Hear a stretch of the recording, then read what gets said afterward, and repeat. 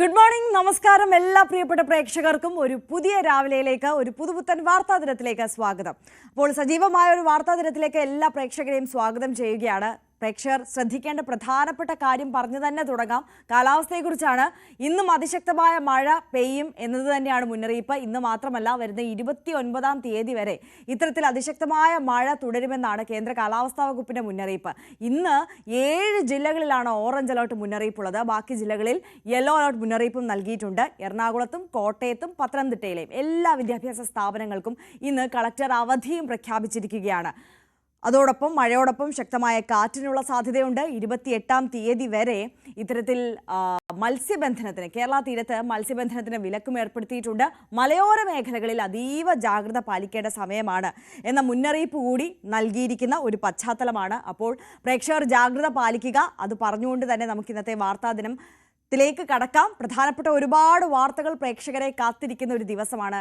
നിങ്ങൾക്ക് എല്ലാവർക്കും അറിയാവുന്ന കാര്യമാണ്, കേരള മനസാക്ഷിയെ ഞെട്ടിച്ച ബലാത്സംഗ കൊലപാതക കേസ് പ്രതി ഗോവിന്ദച്ചാമി ജയിൽ ചാടിയതുമായി ബന്ധപ്പെട്ട ആ സംഭവം.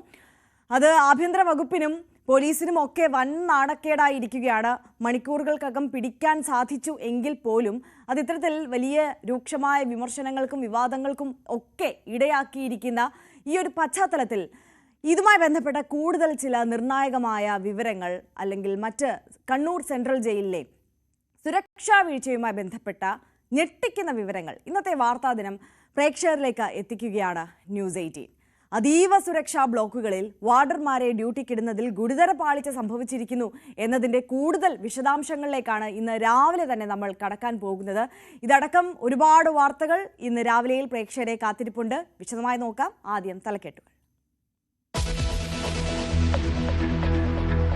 News 18 big breaking. ഗോവിന്ദച്ചാമി ജയിൽ ചാടിയ കണ്ണൂർ സെൻട്രൽ ജയിലിൽ വൻ വീഴ്ച. അതീവ സുരക്ഷാ ബ്ലോക്കുകളിൽ വാർഡർമാരെ ഡ്യൂട്ടിക്കിടുന്നതിൽ ഗുരുതര പാളിച്ച. 10-ാം ബ്ലോക്കിൽ ഡ്യൂട്ടിയിലുണ്ടാകേണ്ട വിമുക്ത ഭടന്മാരെ നിയോഗിക്കുന്നത് മറ്റിടങ്ങളിൽ. അധികൃതരുടെ ജാഗ്രതക്കുറവ് മൂലമുണ്ടാകുന്നത് വലിയ ആശങ്ക.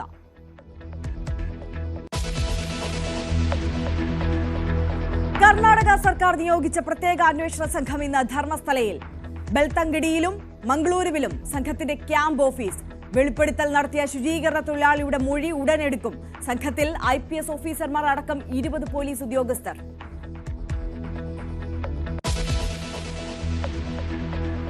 RSS സംഘടിപ്പിക്കുന്ന ജ്ഞാനസഭയിൽ VC-മാർ പങ്കെടുക്കുന്നതിനെ ചൊല്ലി CPM-ൽ ഭിന്നത. മന്ത്രി R ബിന്ദുവിനെ തള്ളി CPM സംസ്ഥാന സെക്രട്ടറി. സഭയിൽ VC-മാർ പങ്കെടുക്കുന്നത് അപമാനകരമെന്ന് MV ഗോവിന്ദൻ. ക്ഷണം കേരള, കാലിക്കറ്റ്, കണ്ണൂർ, കുഫോസ്, കേരള കേന്ദ്ര സർവകലാശാല വൈസ് ചാൻസലർമാർക്ക്.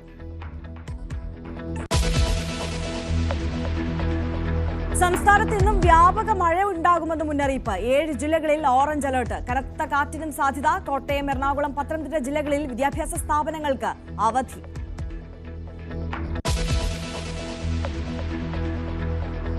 തായ്ലൻഡ് കംബോഡിയ സൈനിക ഏറ്റുമുട്ടൽ തുടരുന്നു. അതിർത്തി പങ്കിടുന്ന 8 ജില്ലകളിൽ പട്ടാള നിയമം പ്രഖ്യാപിച്ച് തായ്ലൻഡ്. സംഘർഷം അവസാനിപ്പിക്കാൻ ഉഭയകക്ഷി ചർച്ചകൾ വേണമെന്നും ആവശ്യം.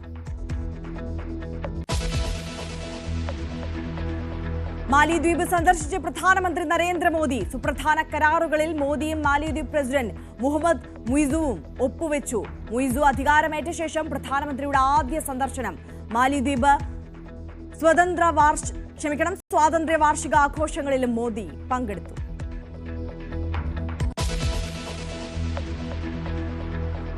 വിശദമായി കടക്കുകയാണ് നമ്മൾ വാർത്തകളിലേക്ക്. ആദ്യം തുടക്കത്തിൽ സൂചിപ്പിച്ചതുപോലെ തന്നെ ന്യൂസ് 18 ബിഗ് ബ്രേക്കിംഗിലേക്കാണ് നമ്മൾ ആദ്യം പോകുന്നത്. കണ്ണൂർ സെൻട്രൽ ജയിലിൽ അതീവ സുരക്ഷാ ബ്ലോക്കുകളിൽ ജീവനക്കാരെ നിയോഗിക്കുന്നതിൽ വൻ വീഴ്ച. അതീവ സുരക്ഷയ്ക്കായി നിയമിച്ച വാർഡർമാരെ മറ്റിടങ്ങളിലാണ് ജോലി ചെയ്യിപ്പിക്കുന്നത്. A, B, C, D എന്നീ സബ് ബ്ലോക്ക് അടങ്ങിയ 10-ാം ബ്ലോക്കിൽ വാർഡൻ ഡ്യൂട്ടിക്ക് മാത്രമായി നിയമിക്കേണ്ടത് 14 വിമുക്ത ഭടന്മാരെയാണ്. ഇവരെയാണ് മറ്റിടങ്ങളിൽ ജോലിക്ക് നിയോഗിച്ചിരിക്കുന്നത്. KV ബൈജു കൂടുതൽ വിവരങ്ങളുമായി നമുക്കൊപ്പം ചേരുകയാണ്. ബൈജു, കണ്ണൂർ സെൻട്രൽ ജയിലിലെ അതീവ ഗുരുതരമായ സുരക്ഷാ വീഴ്ചയുടെ വിശദാംശങ്ങളാണ് ന്യൂസ് 18 ഇപ്പോൾ പുറത്തുവിടുന്നത്. ആവശ്യത്തിന് ഉദ്യോഗസ്ഥരില്ല എന്നതിനപ്പുറം നിയോഗിക്കേണ്ട സ്ഥലങ്ങളിൽ ഉപയോഗിക്കേണ്ട ഉദ്യോഗസ്ഥരെ, വിമുക്ത ഭടന്മാരെയൊക്കെ മറ്റ് സ്ഥലങ്ങളിൽ ഡ്യൂട്ടിക്കായി നിയോഗിക്കുകയാണ്. ഗുരുതരമായ വീഴ്ചയാണ്. ഇപ്പോൾ ഇന്നലെ നമുക്കറിയാം, ഒരു കൊടും കുറ്റവാളി അവിടെ നിന്ന് ചാടിപ്പോയ സമയത്താണ് ഇത്തരത്തിലുള്ള വിശദാംശങ്ങളിലേക്കും അല്ലെങ്കിൽ ഇത്തരത്തിലുള്ള ഗുരുതരമായ വീഴ്ചകളൊക്കെ അവിടെ ഉണ്ട് എന്നതിനെക്കുറിച്ചൊക്കെ പുറം ലോകത്തേക്ക് എത്തുന്നത്. എങ്ങനെയാണ് വിശദാംശങ്ങൾ, ബൈജു? തീർച്ചയായും ആര്യ, ഈ സെൻട്രൽ ജയിലുമായി ബന്ധപ്പെട്ട് പല വിവരങ്ങളും ഇപ്പോൾ പുറത്തു വരുന്നുണ്ട്. ഒരു പക്ഷേ നമുക്കൊന്നും കയറി ചെന്ന് അവിടുത്തെ വിവരങ്ങൾ ശേഖരിക്കാൻ കഴിയാത്തൊരു സ്ഥലമാണ്. അതുകൊണ്ട് തന്നെ ഇത്തരം സംഭവങ്ങൾ നടക്കുമ്പോഴാണ് ഓരോ കാര്യങ്ങളും പുറത്തു വരുന്നത്. ഇപ്പോൾ വളരെ പ്രധാനപ്പെട്ട ഒരു കാര്യം വരുന്നത്, ഇത്തരത്തിൽ വിരമിച്ച സൈനികരെ ഈ 15 പേരെയാണ് ഇത്തരത്തിൽ ABCD, അതായത് 10ാം ബ്ലോക്കുമായി ബന്ധപ്പെട്ട് നിയോഗിച്ചിട്ടുള്ളത്. പക്ഷേ ഇവരൊന്നും തന്നെ ഈ പ്രദേശത്ത്, അതായത് ഈ തടവുപുള്ളികളെ നോക്കാൻ വേണ്ടി മാത്രം നിയോഗിച്ച ഈ ഉദ്യോഗസ്ഥർ, ഈ വിരമിച്ച സൈനികർ, ഇവർ മറ്റു ജോലികളിൽ ആണ് പ്രധാനമായും ഏർപ്പെടുന്നത്. ഇവിടെ അത്രത്തോളം ഗൗരവമില്ലാത്ത രീതിയിലാണ് ഇവിടെ ഈ ജയിലിൽ പ്രവർത്തനം എന്നതിൻ്റെ ഏറ്റവും വലിയ ഉദാഹരണം തന്നെയാണിത്. ഈ കൂടുതൽ ജീവനക്കാരുടെ കുറവും ഈ ജയിലിനെ സംബന്ധിച്ചിടത്തോളം വലിയ തോതിലുള്ള സുരക്ഷാ പ്രശ്നങ്ങൾക്ക് ഇടയാക്കുന്നുണ്ട്. എന്തായാലും ഇന്നലെ ഗോവിന്ദച്ചാമി ജയിൽ ചാടിയതുമായി ബന്ധപ്പെട്ട് ആഭ്യന്തര അന്വേഷണം ഇപ്പോഴും തുടരുന്നുണ്ട്. ഇതിൽ പ്രധാനമായും ഇയാൾ നൽകിയ മൊഴി അത് ഇപ്പോഴും വിശ്വസത്തിലെടുത്തിട്ടില്ല. ഇയാൾക്ക് കൂടുതൽ സഹായം ഈ തടവുകാരിൽ നിന്ന് ലഭിച്ചിട്ടുണ്ട്. ഇനി ഏതെങ്കിലും ഉദ്യോഗസ്ഥരിൽ നിന്നും ഇത്തരത്തിൽ സഹായം ലഭിച്ചിട്ടുണ്ടോ, അത്തരം കാര്യങ്ങളൊക്കെ അന്വേഷിക്കുന്നുണ്ട്. 2 തരത്തിലാണ് അന്വേഷണം നടക്കുന്നത്. അതായത് ജയിൽ വകുപ്പുമായി ബന്ധപ്പെട്ട ഒരു അന്വേഷണം നടക്കുമ്പോൾ പോലീസിന്റെ ഭാഗത്തു നിന്നുള്ള അന്വേഷണം ഇപ്പോൾ നടക്കുന്നുണ്ട്. പോലീസ് പ്രധാനമായും അന്വേഷിക്കുന്നത് ഇയാൾ പുറത്ത് ഇറങ്ങിയതിന് ശേഷം ഇയാൾക്ക് ഏതെങ്കിലും തരത്തിൽ സഹായം ലഭിച്ചിട്ടുണ്ടോ, ഇയാൾക്ക് എങ്ങനെയാണ് ജയിലിൽ ഇത്തരം സൗകര്യങ്ങളൊക്കെ ലഭിച്ചത്, ഈ മാത്രമല്ല 1.5 മാസത്തെ നീണ്ടുനിന്ന ഇത്തരത്തിലുള്ള ഇയാളുടെ ഒരു തയ്യാറെടുപ്പ്, അതിന് പുറത്തു നിന്നും ആരെങ്കിലും സഹായം ലഭിച്ചിട്ടുണ്ടോ. പ്രധാനമായും വിസിറ്റേഴ്സ് ഡയറി, അതായത് കഴിഞ്ഞ കുറെ മാസങ്ങളായി ഇയാളെ സന്ദർശിച്ച ആളുകളെ കുറിച്ചും പരിശോധന നടക്കുന്നുണ്ട്. ഈ ഉദ്യോഗസ്ഥർ തലത്തിലുള്ള ഒരു സഹായം ഇയാൾക്ക് ലഭിച്ചിട്ടുണ്ടോ തുടങ്ങിയ കാര്യങ്ങളൊക്കെ അന്വേഷിക്കുന്നുണ്ട്. ഏതായാലും നിലവിൽ ഇപ്പോഴും ജയിൽ ചാട്ടവുമായി ബന്ധപ്പെട്ട ദുരൂഹത തുടരുന്നു എന്ന് പറയേണ്ടി വരും. ഒരുപാട് ഉത്തരം കിട്ടാത്ത ചോദ്യങ്ങൾ ഇപ്പോഴും മുന്നിൽ നിൽക്കുന്നു. നമുക്കറിയാം, ഇന്നലെ രാവിലെ മുതൽ വലിയ തോതിൽ ആശങ്കയുണ്ടാക്കിയ മുൾമുനയിൽ നിർത്തിയ ഒരു സംഭവമായിരുന്നു ഗോവിന്ദച്ചാമിയുടെ ജയിൽ ചാട്ടം. 5 മണിക്കൂറോളം കണ്ണൂരും നഗര പ്രദേശങ്ങളും കൂടാതെ സംസ്ഥാനത്തിന്റെ എല്ലാ ഭാഗങ്ങളിലും വലിയ തോതിലുള്ള ആശങ്ക ഉണ്ടാക്കിയ സംഭവമാണ്. ഇത്രയും വലിയൊരു കൊടും ക്രിമിനൽ ജയിൽ ചാടി, അത് വളരെ ഈ കാര്യത്തിൽ ഈ ജയിൽ വകുപ്പിന്റെ ഭാഗത്തു നിന്നും ഉത്തരവാദിത്തമില്ലാതെ പല കാര്യങ്ങളും ഉണ്ടായി. ഈ ഇലക്ട്രിക് ഫെൻസിങ് എങ്ങനെയാണ് ഇത്രയും നാളും പ്രവർത്തനക്ഷമമായി ഇല്ലാതിരുന്നത്, ആ കാര്യം അത് വളരെ പ്രധാനമാണ്. കാരണം സുരക്ഷയുമായി ബന്ധപ്പെട്ട് അത്തരത്തിലുള്ള ആഭ്യന്തര സുരക്ഷാ കമ്മിറ്റിയുടെ റിപ്പോർട്ട് പ്രകാരമാണ് ഇത്തരത്തിലുള്ള ഒരു ഫെൻസിങ് ഉണ്ടാക്കുന്നത്. ആ ഫെൻസിങ് കഴിഞ്ഞ 1.5 മാസമായി പ്രവർത്തിക്കുന്നില്ല എന്ന് പറയുമ്പോൾ അതിൽ ഗുരുതരമായ ഒരു വീഴ്ച സംഭവിച്ചിട്ടുണ്ട്. ഇപ്പോൾ 4 ഉദ്യോഗസ്ഥരെ സസ്പെൻഡ് ചെയ്തുകൊണ്ട് മാത്രം നടപടിയിൽ ഒതുക്കിയിരിക്കുകയാണ്. അതിലും അപ്പുറം ഈ നേരത്തെ സൂചിപ്പിച്ചതുപോലെ തന്നെ ഈ വിരമിച്ച സൈനികരെ നിയോഗിക്കുന്നതുമായി ബന്ധപ്പെട്ട് പ്രത്യേകിച്ച് ജയിൽ പുള്ളികളെ മാത്രം നോക്കാൻ നിയോഗിച്ച ഇവരെ മറ്റു ജോലികളിൽ ഏർപ്പെടുത്തുന്നത് സംബന്ധിച്ച് ഇത്തരം കാര്യങ്ങളിലൊക്കെ അന്വേഷണം നടക്കേണ്ടിയിരിക്കുന്നു. ഇയാൾക്ക് എങ്ങനെയാണ് ഇതിനകത്ത് ബാരൽ പോലുള്ള സംവിധാനങ്ങൾ ഇത്തരത്തിൽ മതിൽ ചാടാൻ കൃത്യമായി ഇയാൾക്ക് അവിടെ നിന്ന് ലഭിച്ചു, അത് ഏത് ഉദ്യോഗസ്ഥരാണ് ആ രീതിയിലുള്ള അലക്ഷ്യമായ കൈകാര്യം ചെയ്തത്. ഏതായാലും വളരെ അതാണ് ബൈജു. അതായത് ഇതിപ്പോൾ ഉദ്യോഗസ്ഥരുടെ അതിനകത്തുള്ള ഉദ്യോഗസ്ഥരുടെ സഹായം ലഭിച്ചില്ല എന്ന വാദം നിരത്തിയാൽ പോലും ഈ ബാരൽ ഈ മതിലിനോട് അടുത്ത് കൊണ്ടുവന്നെത്തിക്കാനും ഈ ജയിൽ ചാട്ടത്തിനുള്ള മറ്റ് സജ്ജീകരണങ്ങളെല്ലാം ഒരുക്കാനും ഈ സെല്ലിന്റെ കമ്പി മാസങ്ങളോളം ഇരുന്ന് മുറിച്ചു മാറ്റാനും ഒക്കെ തുടങ്ങിയിരുന്ന ഗോവിന്ദച്ചാമിയെ നിരീക്ഷിക്കാനോ ഈ നീക്കങ്ങൾ മനസ്സിലാക്കാനോ അവിടെ ഉണ്ടായിരുന്ന ഒരു ഉദ്യോഗസ്ഥർക്കും സാധിച്ചില്ല എന്നത് തന്നെയാണ് പ്രധാനപ്പെട്ട കാര്യം. ഗുരുതരമായ അലംഭാവം, ഗുരുതരമായ അനാസ്ഥ സംഭവിച്ചിരിക്കുന്നു. നമുക്കറിയാം, കഴിഞ്ഞ ദിവസം ഈ 1:10 കൂടിയിട്ടാണ് ഈ ജയിൽ ചാട്ടത്തിലേക്ക്, ആ ദൗത്യത്തിലേക്ക് ഈ സെല്ലിൽ നിന്ന് ഇറങ്ങി ഗോവിന്ദച്ചാമി കടക്കുന്നത്. അതിനുശേഷം ആ 10ാം ബ്ലോക്കിന് തന്നെ പ്രത്യേകമായ മതിൽക്കെട്ടുണ്ട്. അത് കടന്നതിന് ശേഷവും ആ കോമ്പൗണ്ടിൽ തന്നെ മണിക്കൂറുകളോളം ഗോവിന്ദച്ചാമി അകപ്പെട്ടു പോകുന്നൊരു സാഹചര്യമുണ്ട്. അതിനുശേഷമാണ് പുലർച്ചെ 5 മണിയോടുകൂടിയാണ് ഈ പ്രധാന മതിൽക്കെട്ട് കടന്ന് ഗോവിന്ദച്ചാമി പുറത്തേക്ക് പോകുന്നത് എന്നതാണ് നമുക്കിപ്പോൾ മനസ്സിലാകുന്ന സാഹചര്യം. അപ്പോൾ ഇതിനിടയിലൊന്നും അവിടെ റോന്തു ചുറ്റാൻ ഉദ്യോഗസ്ഥരുണ്ടായിരുന്നില്ലേ? നിരീക്ഷണം ഉണ്ടായിരുന്നില്ലേ? അവർ CCTV ക്യാമറകൾ പരിശോധിച്ചിരുന്നില്ലേ? ഗുരുതരമായ വീഴ്ചയാണ് സംഭവിച്ചിരിക്കുന്നത്. ഈ ഉദ്യോഗസ്ഥരുടെ ഭാഗത്തു നിന്നുണ്ടായിട്ടുള്ള ഈ അലംഭാവത്തെ നമുക്കൊരിക്കലും ന്യായീകരിക്കാനോ മറച്ചു വയ്ക്കാനോ 4 പേരുടെ സസ്പെൻഷനിൽ ഒതുക്കാനോ സാധിക്കില്ല എന്നതല്ലേ വാസ്തവം?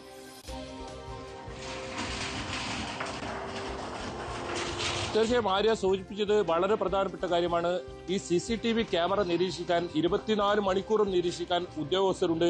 അവർ എന്ത് ചെയ്യുകയായിരുന്നു? എന്തുകൊണ്ട് ഇയാൾ ഇത്രയും സമയമെടുത്ത് ഒന്നാമത്തെ ബ്ലോക്ക് ആര്യ സൂചിപ്പിച്ചതുപോലെ തന്നെ അവിടെ ഒരു ചുറ്റുമതിലുണ്ട്, അത് കടന്ന് രണ്ടാമത്തെ ഈ ബ്ലോക്കിലേക്ക് വരുന്നു, അവിടെ ചുറ്റുമതിലുണ്ട്. ഈ ഇത്രയും സമയം എങ്ങനെയാണ് CCTV ക്യാമറകൾ ഇത്രയും നിരീക്ഷിക്കുന്നതിനിടയിലും ഇയാൾക്ക് പുറത്തു പോകാൻ സാധിച്ചു? അത് വളരെ ഗൗരവമുള്ള കാര്യം തന്നെ. അങ്ങനെയാണെങ്കിൽ ഇതിലെ മറ്റു തടവുകാരുടെ അവസ്ഥ, അവർക്ക് ഈ രീതിയിൽ ജയിൽ ചാട്ടവുമായി മറ്റും നടത്താൻ വളരെ എളുപ്പമായിരിക്കും. കാരണം ഒരു കൈ മാത്രമുള്ള ഈ ഗോവിന്ദചാമിക്ക് ഇങ്ങനെ സാധിക്കുമെങ്കിൽ ഇതിൽ ഒരുപാട് ക്രിമിനലുകൾ ഈ 10ാം ബ്ലോക്കിൽ തന്നെ ഉണ്ട്. ABCD എന്ന കാറ്റഗറിയിൽ ബിയിലാണ് ഇത്തരത്തിൽ ഈ ഗോവിന്ദചാമി ഉള്ളത്. മറ്റു തടവുകാർ ഇത് ശ്രദ്ധയിൽപ്പെട്ടിട്ടില്ലേ? മാത്രമല്ല, ഇത്തരം തടവ് പുള്ളികൾ ജയിൽ ചാടിയാൽ സൈറൺ മുഴക്കണമെന്ന നിയമമുണ്ട്. അതും ഇവിടെ പാലിക്കപ്പെട്ടിട്ടില്ല. 5 മണിക്ക് ഈ വിവരം അറിയുന്നു. 5 മണിക്ക് വിവരം അറിഞ്ഞതിന് ശേഷം 2 മണിക്കൂർ വൈകിയാണ് പോലീസിനെ അറിയിക്കുന്നത്. എന്തുകൊണ്ട് ഇത്ര കാലതാമസം വരുത്തി? ആ 2 മണിക്കൂർ കൊണ്ട് ഒരുപക്ഷെ ഇയാൾ ഒരു ലോറിക്ക് കൈനീട്ടിയെന്നാണ് പറയുന്നത്. ആ ലോറി നിർത്തിയിട്ടുണ്ടെങ്കിൽ ഒരുപക്ഷെ പിന്നീട് ഈ അടുത്ത കാലത്തൊന്നും ഇയാളെ പിടികൂടാൻ കഴിയില്ലായിരുന്നു. കാരണം ഇയാൾ വേഷം മാറി പല സ്ഥലങ്ങളിലും നിൽക്കാൻ കഴിയുന്ന ഒരാളാണ്. അത് മാത്രമല്ല, ഈ മുംബൈ ഉൾപ്പെടെ പല സ്ഥലങ്ങളിലും ഇയാൾക്ക് വലിയ ബന്ധങ്ങളുണ്ട്. അതുകൊണ്ട് തന്നെ ഇയാൾ സമീപകാലത്തൊന്നും പിടികൂടാൻ കഴിയാത്ത രീതിയിൽ വലിയ ആശങ്ക ഉണ്ടാക്കുമായിരുന്നു. മാത്രമല്ല, ഇയാൾ വൻ കവർച്ച പദ്ധതിയിട്ടു എന്ന ഒരു വിവരം കൂടി ഇപ്പോൾ പുറത്തു വരുന്നുണ്ട്. ഏതായാലും പോലീസിന്റെ ഭാഗത്തു നിന്നും ഔദ്യോഗികമായി ഇത്തരം കാര്യങ്ങളൊന്നും പുറത്തു വന്നിട്ടില്ല. ജയിൽ അധികൃതരുടെ ഭാഗത്തു നിന്നും കൃത്യമായ വിവരങ്ങളൊന്നും പുറത്തു വന്നിട്ടില്ല. എന്തായാലും ജയിൽ അധികൃതരുടെ അന്വേഷണം ഇന്നും തുടരുന്നുണ്ടെന്നാണ് പറയുന്നത്. അതോടൊപ്പം പോലീസിന്റെ അന്വേഷണവും ഇന്നും തുടരുന്നുണ്ടെന്നാണ് പറയുന്നത്. ഇന്ന് ഇയാളെ വിയ്യൂർ സെൻട്രൽ ജയിലിലേക്ക് മാറ്റുന്നത് സംബന്ധിച്ച ഒരു തീരുമാനവും ഉണ്ടാകും.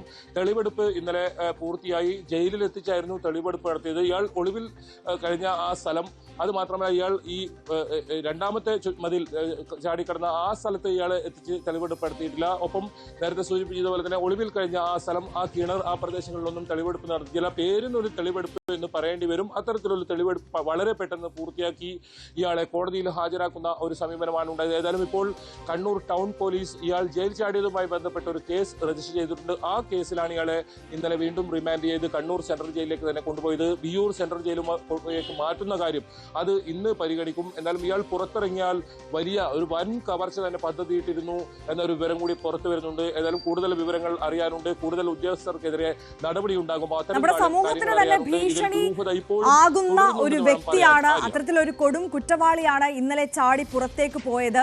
അത് അവിടുത്തെ ഉദ്യോഗസ്ഥരുടെ ഭാഗത്തു നിന്ന് വന്ന വീഴ്ചയെക്കുറിച്ച് നമ്മൾ സംസാരിക്കുമ്പോൾ പറയേണ്ട ഒരു കാര്യം കൂടിയുണ്ട്. അതായത് നമ്മൾ ഇപ്പോൾ എക്സ്ക്ലൂസീവായി പുറത്തേക്ക് വിടുന്ന വാർത്തയുടെ വിശദാംശങ്ങളിലേക്ക് കടന്നാൽ, ബൈജു, ഈ ABCD എന്നീ സബ് ബ്ലോക്ക് അടങ്ങിയ 10ാം ബ്ലോക്കിൽ വാർഡൻ ഡ്യൂട്ടിക്ക് മാത്രമായി നിയമിക്കേണ്ടത് 14 വിമുക്ത ഭടന്മാരെയാണ്. പക്ഷേ ഇവരെ മറ്റിടങ്ങളിലേക്ക് മാറ്റി ജോലിക്കായി നിയോഗിച്ചിരിക്കുന്നു. എന്തുകൊണ്ടാണ് അങ്ങനെ മാറ്റി നിയോഗിക്കേണ്ടി വന്നത്? ആവശ്യത്തിനുള്ള സുരക്ഷാ ഉദ്യോഗസ്ഥർ കണ്ണൂർ സെൻട്രൽ ജയിലിൽ ഡ്യൂട്ടിക്കില്ല എന്നതാണോ സാഹചര്യം? തീർച്ചയായും ആര്യ, അത് വളരെ പ്രധാനപ്പെട്ട കാര്യമാണ്. കഴിഞ്ഞ കുറേ മാസങ്ങളായി ഇത്തരത്തിൽ തടവ് പുള്ളികളെ നോക്കാൻ വേണ്ടി മാത്രം നിയോഗിച്ച 15 അർദ്ധസൈനികരെ ഇത്തരത്തിൽ മറ്റ് ജോലിക്കായി നിയോഗിച്ചു എന്നത് വളരെ ഗുരുതരമായ ഒരു വീഴ്ചയാണ്. ഇവർക്ക് പ്രത്യേകിച്ച് ഈ 10ാം ബ്ലോക്ക് ഉൾപ്പെടെയുള്ള ഈ സ്ഥലങ്ങളിലുള്ള തടവ് പുള്ളികളെ നോക്കാൻ വേണ്ടിയാണ് ഇത്തരത്തിൽ 10-15 പേരെ നിയോഗിച്ചിട്ടുള്ളത്. പക്ഷേ ഇവരൊന്നും തന്നെ ഈ ഒരു തടവ് പുള്ളികളെ നോക്കുന്നതുമായി ബന്ധപ്പെട്ട് അതല്ലെങ്കിൽ അത്തരം ഡ്യൂട്ടിക്ക് നിയോഗിക്കുന്നില്ല എന്നതാണ് വളരെ ഗുരുതരമായ വീഴ്ച. ഏറ്റവും പ്രധാനപ്പെട്ട കാര്യം, ഒരുപക്ഷെ നേരത്തെ സൂചിപ്പിച്ചതുപോലെ തന്നെ ജയിലിന്റെ അകത്ത് നടക്കുന്ന ഇത്തരം കാര്യങ്ങളൊന്നും തന്നെ മാധ്യമങ്ങൾ വഴി പുറത്ത് എത്താറില്ല. ഒരുപക്ഷെ ഉദ്യോഗസ്ഥരും ജയിൽ പുള്ളികളും തമ്മിൽ വലിയ ബന്ധങ്ങൾ ഇത്തരത്തിൽ ഉള്ള കാര്യങ്ങളിൽ നടക്കുന്നുണ്ട്. അത് നേരത്തെ മദ്യം ഉൾപ്പെടെ ഇവിടെ എത്തിക്കുന്നത്, മൊബൈൽ ഫോൺ ഉൾപ്പെടെ എത്തിക്കുന്നത് ഒക്കെ കാര്യങ്ങൾ ഉണ്ടായിരുന്നു. അത്തരം കാര്യങ്ങളിലെല്ലാം കൃത്യമായ പരിശോധന വേണം. 6 ജയിൽ പുള്ളികൾക്ക് ഒരു ഉദ്യോഗസ്ഥൻ എന്ന നിലയിൽ, ഒരു വാർഡൻ എന്ന നിലയിലാണ് നിയമമെങ്കിൽ അതൊന്നും പാലിക്കപ്പെടുന്നില്ല. ഏതായാലും ജയിലിൽ ജീവനക്കാരുടെ കുറവുണ്ടെന്ന കാര്യത്തിൽ സത്യമാണ്, സത്യാവസ്ഥയാണ്. അത് ജയിലിൽ വലിയ തോതിലുള്ള ജീവനക്കാരുടെ കുറവുണ്ട്. ഉള്ള ജീവനക്കാരെ വെച്ചാണ് ഇവർ ഇത്തരത്തിലുള്ള കാര്യങ്ങൾ ചെയ്യുന്നത്. വളരെ ഗൗരവമില്ലാത്ത രീതിയിലാണ് ഇത്തരത്തിലുള്ള കാര്യങ്ങൾ നടക്കുന്നത്. ഈ വിരമിച്ച സൈനികർ അവർ പലപ്പോഴും പുറത്ത് വരെ ജോലി ചെയ്യുന്ന സാഹചര്യം, അവരെ കൃത്യമായി ഇത്തരത്തിൽ തടവ് പുള്ളികളെ മാത്രം നോക്കാൻ വേണ്ടി നിയോഗിച്ചതാണ്. പക്ഷേ ആ കാര്യങ്ങളൊന്നും നടക്കുന്നില്ല. അത്തരത്തിലുള്ള മറ്റ് ഭാഗങ്ങളിലേക്കുള്ള മറ്റ് ഇടങ്ങളിലേക്കുള്ള ഈ ജയിലുമായി ബന്ധപ്പെട്ട ജോലിക്കാണ് ഇവരെ നിയോഗിക്കുന്നത്. മാത്രമല്ല, രാത്രി ഇത്തരത്തിൽ ഡ്യൂട്ടിയിലുള്ള ഉദ്യോഗസ്ഥർ അവർ കൃത്യമായി ഉറങ്ങുന്ന ഒരു സാഹചര്യം പോലും ഉണ്ട്. അത്രത്തോളം ഗൗരവമില്ലാതെയാണ് ഇവിടെ കാര്യങ്ങൾ കൈകാര്യം ചെയ്തത്. ഈ 24 മണിക്കൂറും CCTV ക്യാമറ നിരീക്ഷിക്കണം, തടവ് പുള്ളികളുടെ ഓരോ ചലനങ്ങളും നിരീക്ഷിക്കണം. അത്തരം സംഭവങ്ങളൊന്നും കഴിഞ്ഞ കുറേ മാസങ്ങളായി ഇല്ല. ഏതായാലും ഗോവിന്ദച്ചാമിയുടെ ജയിൽ ചാട്ടം അത് ജയിലിലെ വലിയ തോതിലുള്ള സുരക്ഷാ വീഴ്ച, ഗുരുതര സുരക്ഷാ വീഴ്ചയാണ് ചൂണ്ടിക്കാട്ടുന്നത്. അതിൽ ഇന്ന് 11 മണിക്ക് നടക്കുന്ന പ്രധാനപ്പെട്ട യോഗത്തിൽ എന്ത് തീരുമാനമെടുക്കുന്നു എന്ന കാര്യത്തിൽ വളരെ പ്രധാനം തന്നെയാണ്. എന്തായാലും ഇയാളെ വിയൂർ സെൻട്രൽ ജയിലിലേക്ക് മാറ്റുന്നത് സംബന്ധിച്ച തീരുമാനം ഇന്നുണ്ടാകും. ഇതിൽ ജയിൽ ആഭ്യന്തര സുരക്ഷാ കമ്മിറ്റിയുടെ റിപ്പോർട്ട് ഇന്നുണ്ടാകും. ഒപ്പം പോലീസിന്റെ കൂടുതൽ വിവരങ്ങൾ ഇന്ന് പുറത്തു വന്നേക്കാം. ആര്യ, ബൈജു, അതായത് ഇപ്പോൾ നമ്മൾ ബൈജു സൂചിപ്പിച്ചതുപോലെ തന്നെ ഈ കണ്ണൂർ സെൻട്രൽ ജയിലിലെ ഉദ്യോഗസ്ഥരുടെ ഭാഗത്തുനിന്നുണ്ടാകുന്ന അലംഭാവത്തെക്കുറിച്ചും ജയിലിനുള്ളിലെ അനാസ്ഥയെക്കുറിച്ചും ഒക്കെയുള്ള നിരവധി വാർത്തകൾ ഇതിനു മുമ്പും പുറത്തു വന്നിട്ടുണ്ട്. ഇതിനു മുമ്പ് പല പ്രതികൾ ചാടിപ്പോകുന്ന സാഹചര്യത്തെക്കുറിച്ചൊക്കെ നമ്മൾ തന്നെ റിപ്പോർട്ട് ചെയ്ത പശ്ചാത്തലവുമുണ്ട്. ഈ സാഹചര്യങ്ങളൊക്കെ മുന്നിൽ നിൽക്കുമ്പോഴും ഇത്തരത്തിൽ കൃത്യമായി അത് പരിഹരിക്കപ്പെടാനോ കൂടുതൽ ജാഗ്രതയോടുകൂടി പ്രവർത്തിക്കാനോ ഉള്ള സംവിധാനങ്ങൾ അവിടെ ഒരുക്കിയിരുന്നില്ല എന്നതല്ലേ നമ്മൾ ഇതിൽ നിന്ന് മനസ്സിലാക്കേണ്ടത്. ഈ ഉദ്യോഗസ്ഥ തലത്തിലോ അല്ലെങ്കിൽ സർക്കാർ തലത്തിലോ ഒന്നും ഇത്തരത്തിലുള്ള പാളിച്ചകൾ പരിഹരിക്കാൻ ഈ ഘട്ടങ്ങളിലൊന്നും ഒരു ചർച്ചകളും നടന്നില്ല, ഒരു നടപടിയും ഉണ്ടായില്ല. ഈ ഉദ്യോഗസ്ഥരുടെ കുറവിനെ കുറിച്ചൊക്കെ ഈ ആഭ്യന്തര വകുപ്പിന് ധാരണയുണ്ടായിരുന്നു, പരാതി നൽകിയിരുന്നു, പരാതി നൽകിയിട്ടും നടപടിയെടുക്കാതെ തുടരുകയായിരുന്നു. അങ്ങനെ ഒരുപാട് ചോദ്യങ്ങൾ അല്ലേ മുന്നിൽ നിൽക്കുന്നത്?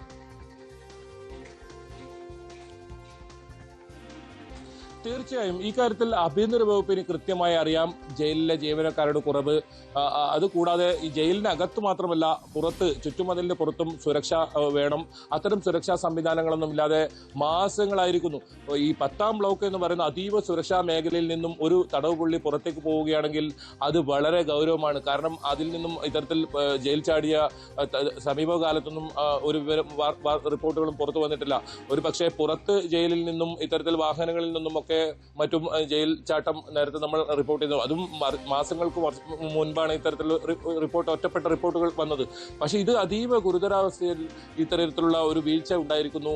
കാരണം ഈ സുരക്ഷാ സംവിധാനങ്ങളിലെ പിഴവ് ഈ ഉള്ള ജീവനക്കാർ തന്നെ ഇത്തരത്തിൽ കൃത്യമായി ഈ സേവനം നടത്താത്ത ഒരു സാഹചര്യം, പ്രത്യേകിച്ച് ഈ ഇലക്ട്രിക് ഫെൻസിങ്ങിന്റെ കാര്യമാണ്. അത് നേരത്തെ തന്നെ ആഭ്യന്തര സുരക്ഷാ കമ്മിറ്റിയുടെ നിർദ്ദേശപ്രകാരം സ്ഥാപിച്ചത്. എന്തുകൊണ്ടാണ് ഫെൻസിങ് 1.5 മാസത്തോളമായി പ്രവർത്തനരഹിതമായിരിക്കുന്നു? അത് വളരെ ഗൗരവത്തിൽ തന്നെ ആലോചിക്കണം. ആ ഫെൻസിങ് ഉള്ളത് കൊണ്ടാണ് ഇയാൾക്ക് ഇത്തരത്തിൽ പുറത്ത് രക്ഷപ്പെടാൻ കഴിഞ്ഞത്. ഫെൻസിങ്ങിന്റെ കമ്പിയിലേക്കാണ് ഇയാൾ ഇത്തരത്തിൽ തന്റെ പുതപ്പ് ഇട്ട് കയറ് പോലെ ഇതിൽ കയറി പുറത്തേക്ക് ചാടുന്ന സാഹചര്യം ഉണ്ടായത്. ഫെൻസിങ് ഒരു പക്ഷേ തടവ് പുള്ളികൾ പുറത്തേക്ക് ചാടാതിരിക്കാൻ വേണ്ടി ഇത്തരത്തിൽ സ്ഥാപിച്ചതാണെങ്കിൽ ആ ഫെൻസിങ് ഉപയോഗിച്ചാണ് ഇയാൾ പുറത്തേക്ക് ചാടിയതെന്നാണ് അതിൽ ഏറ്റവും പ്രധാനം. പ്രത്യേകിച്ച് ആ സമയത്ത് കറണ്ട് ഇല്ലാത്തൊരു സാഹചര്യം ഉണ്ടായിരുന്നു. കൃത്യമായ വിവരങ്ങൾ ഇയാൾക്ക് ലഭിക്കുന്നു. പിന്നെ നേരത്തെ സൂചിപ്പിച്ചതുപോലെ തന്നെ 1.5 മാസത്തോളം ഈ ജയിലിന്റെ അഴിമുറിക്കാൻ ഇയാൾ സമയമെടുത്തു. എന്തുകൊണ്ട് ഇത് ശ്രദ്ധയിൽപ്പെട്ടിട്ടില്ല എന്നത് വളരെ വലിയ ചോദ്യം തന്നെയാണ്. ഏതായാലും ഈ വിരമിച്ച സൈനികർ ഉൾപ്പെടെ ഇത്തരത്തിൽ ശമ്പളവും നൽകി ഇവിടെ ജോലിക്ക് നിയോഗിച്ച്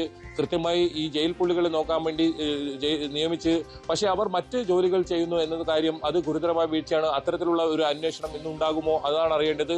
ഇതിൽ എന്തെല്ലാം കാര്യങ്ങളുണ്ടോ അത് പൊതുജന സമൂഹത്തിലേക്ക് എത്തുന്നില്ല. എങ്ങനെയാണ് ഇയാൾ ഈ ജയിൽ ചാട്ടവുമായി ബന്ധപ്പെട്ട് കാര്യങ്ങൾ നടത്തിയത്, അത്തരം കാര്യങ്ങളൊക്കെ പുറത്തു വരേണ്ടതുണ്ട്. പല കാര്യങ്ങളും മൂടിവെക്കുന്ന ഒരു സാഹചര്യമാണ്. അന്വേഷണം നടക്കട്ടെ, അതിനുശേഷം വിശദീകരിക്കാമെന്നാണ് city police commissioner Nitin Raj പറഞ്ഞത്. ഏതായാലും ജയിൽ അധികൃതരുടെ ഭാഗത്തുനിന്നുള്ള അന്വേഷണം അതൊരു പക്ഷേ ഈ ഉദ്യോഗസ്ഥരെയൊക്കെ സഹായിക്കുന്ന രീതിയിലാകാനുള്ള സാധ്യത കഴിഞ്ഞ പല കേസുകളിൽ നമ്മൾ പരിശോധിച്ചാൽ അത്തരം റിപ്പോർട്ടുകളൊക്കെ ഇവർക്ക് അനുകൂലമായാണ് ഉണ്ടാവാറുള്ളത്. ഏതായാലും പോലീസിന്റെ റിപ്പോർട്ടാണ് ഇന്ന് വളരെ പ്രധാനം. പോലീസ് എന്ത് പറയുന്നു ഈ കാര്യത്തിൽ, പോലീസിന്റെ അന്വേഷണത്തിൽ എന്തൊക്കെ കണ്ടെത്തലുണ്ടായി, ഇന്നും പോലീസിന്റെ അന്വേഷണം തുടരുന്നുണ്ട്. ഇതിൽ ഈ ഗോവിന്ദച്ചാമി നൽകിയ മൊഴി അത് പോലീസ് മുഖവിലേക്ക് എടുക്കുന്നില്ല. കാരണം അയാൾ ഒരു ജയിൽ മാറ്റത്തിന് വേണ്ടി തടവ് ചാടിയാൽ ജയിൽ മാറ്റം സാധിക്കുമെന്ന ഒരു കാരണം പറയുന്നത് അത് പോലീസ് വിശ്വസിച്ചിട്ടില്ല. അത്തരം ഒരു മൊഴി പോലീസ് വിശ്വസിച്ചിട്ടില്ല. മാത്രമല്ല ഇയാൾ വലിയൊരു കവർച്ചാ പദ്ധതി ഇട്ടിട്ടുണ്ട്. അത്തരം കാര്യങ്ങൾക്ക് പോലീസിന് സൂചനകൾ ലഭിച്ചിട്ടുണ്ട്. അതിലൊക്കെ ഇന്ന് ചോദ്യം ചെയ്യലുണ്ടാവും. അത്തരം കാര്യങ്ങളിലേക്ക് പോലീസ് അന്വേഷണം കടക്കുന്നുണ്ട്.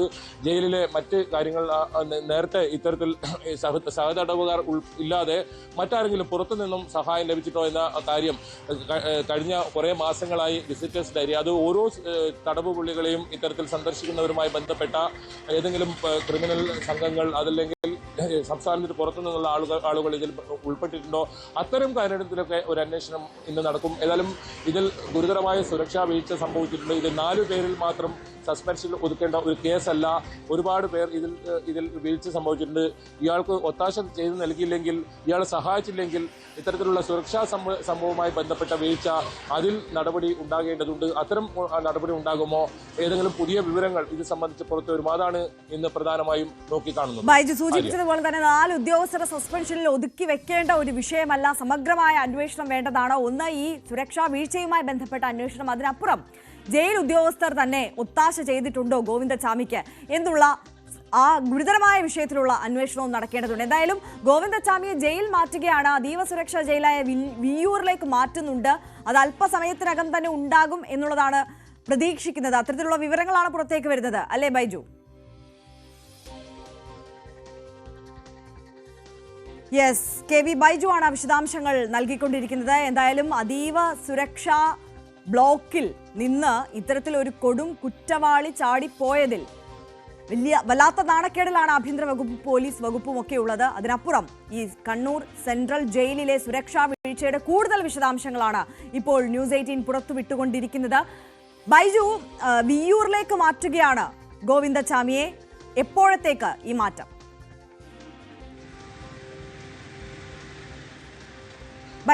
ഏറ്റവും പുതുതായി നൽകാൻ കഴിയുന്ന വിവരം അത് തന്നെയാണ്. ഇപ്പോൾ ഗോവിന്ദചാമിയെ വിയ്യൂർ സെൻട്രൽ ജയിലിലേക്ക് മാറ്റാനുള്ള നടപടികൾ ആരംഭിച്ചിരിക്കുന്നു. അല്പസമയത്തിനകം തന്നെ ഈ ഗോവിന്ദചാമിയെ ഇവിടെ നിന്നും വിയ്യൂർ സെൻട്രൽ ജയിലിലേക്ക് മാറ്റും. അതിനുള്ള നടപടിക്രമങ്ങൾ ഇപ്പോൾ നടക്കുന്നത്. അതീവ സുരക്ഷയാണ് ഇപ്പോൾ ജയിലിന് അകത്തും അതുപോലെ തന്നെ ജയിലിന് പുറത്ത് വലിയ തോതിലുള്ള പോലീസിനെയും അതുപോലെ തന്നെ ഉദ്യോഗസ്ഥരും നിയോഗിച്ചിട്ടുണ്ട്. അല്പസമയത്തിനകം വിയ്യൂർ സെൻട്രൽ ജയിലിലേക്ക് മാറ്റാനുള്ള നടപടികളാണ് ഇപ്പോൾ ആരംഭിച്ചിരിക്കുന്നത്. ഏതായാലും നമ്മൾ നേരത്തെ സൂചിപ്പിച്ചിരുന്നു, ഇപ്പോൾ ഗോവിന്ദചാമിയെ വിയ്യൂർ സെൻട്രൽ ജയിലിലേക്ക് മാറ്റുന്ന നടപടികളാണ് ഇപ്പോൾ ആരംഭിച്ചിട്ടുള്ളത്. എന്തായാലും ഇത് ഇന്നലെ തന്നെ ഇതിലൊരു തീരുമാനമുണ്ടായിരുന്നു, വിയ്യൂർ സെൻട്രൽ ജയിലിലേക്ക് മാറ്റുമെന്ന്.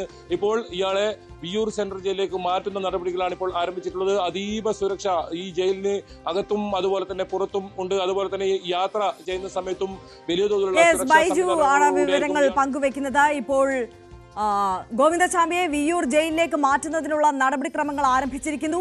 വാഹനത്തിൽ കയറ്റി ഇപ്പോൾ കൊണ്ടുപോയിരിക്കുകയാണ്. കണ്ണൂർ സെൻട്രൽ ജയിലിൽ നിന്ന് വിയ്യൂരിലേക്ക് മാറ്റുകയാണ്. അതിന്റെ നടപടിക്രമങ്ങൾ ആരംഭിച്ചിരിക്കുകയാണ്. ഇപ്പോൾ കണ്ണൂരിൽ നിന്ന് വാഹനത്തിൽ കയറ്റി സംഘം പുറപ്പെട്ടിരിക്കുകയാണ് എന്നതാണ് ഏറ്റവും പുതിയ അപ്ഡേറ്റ്. ബൈജു തുടരുന്നുണ്ട്. ബൈജു, തുടരാം.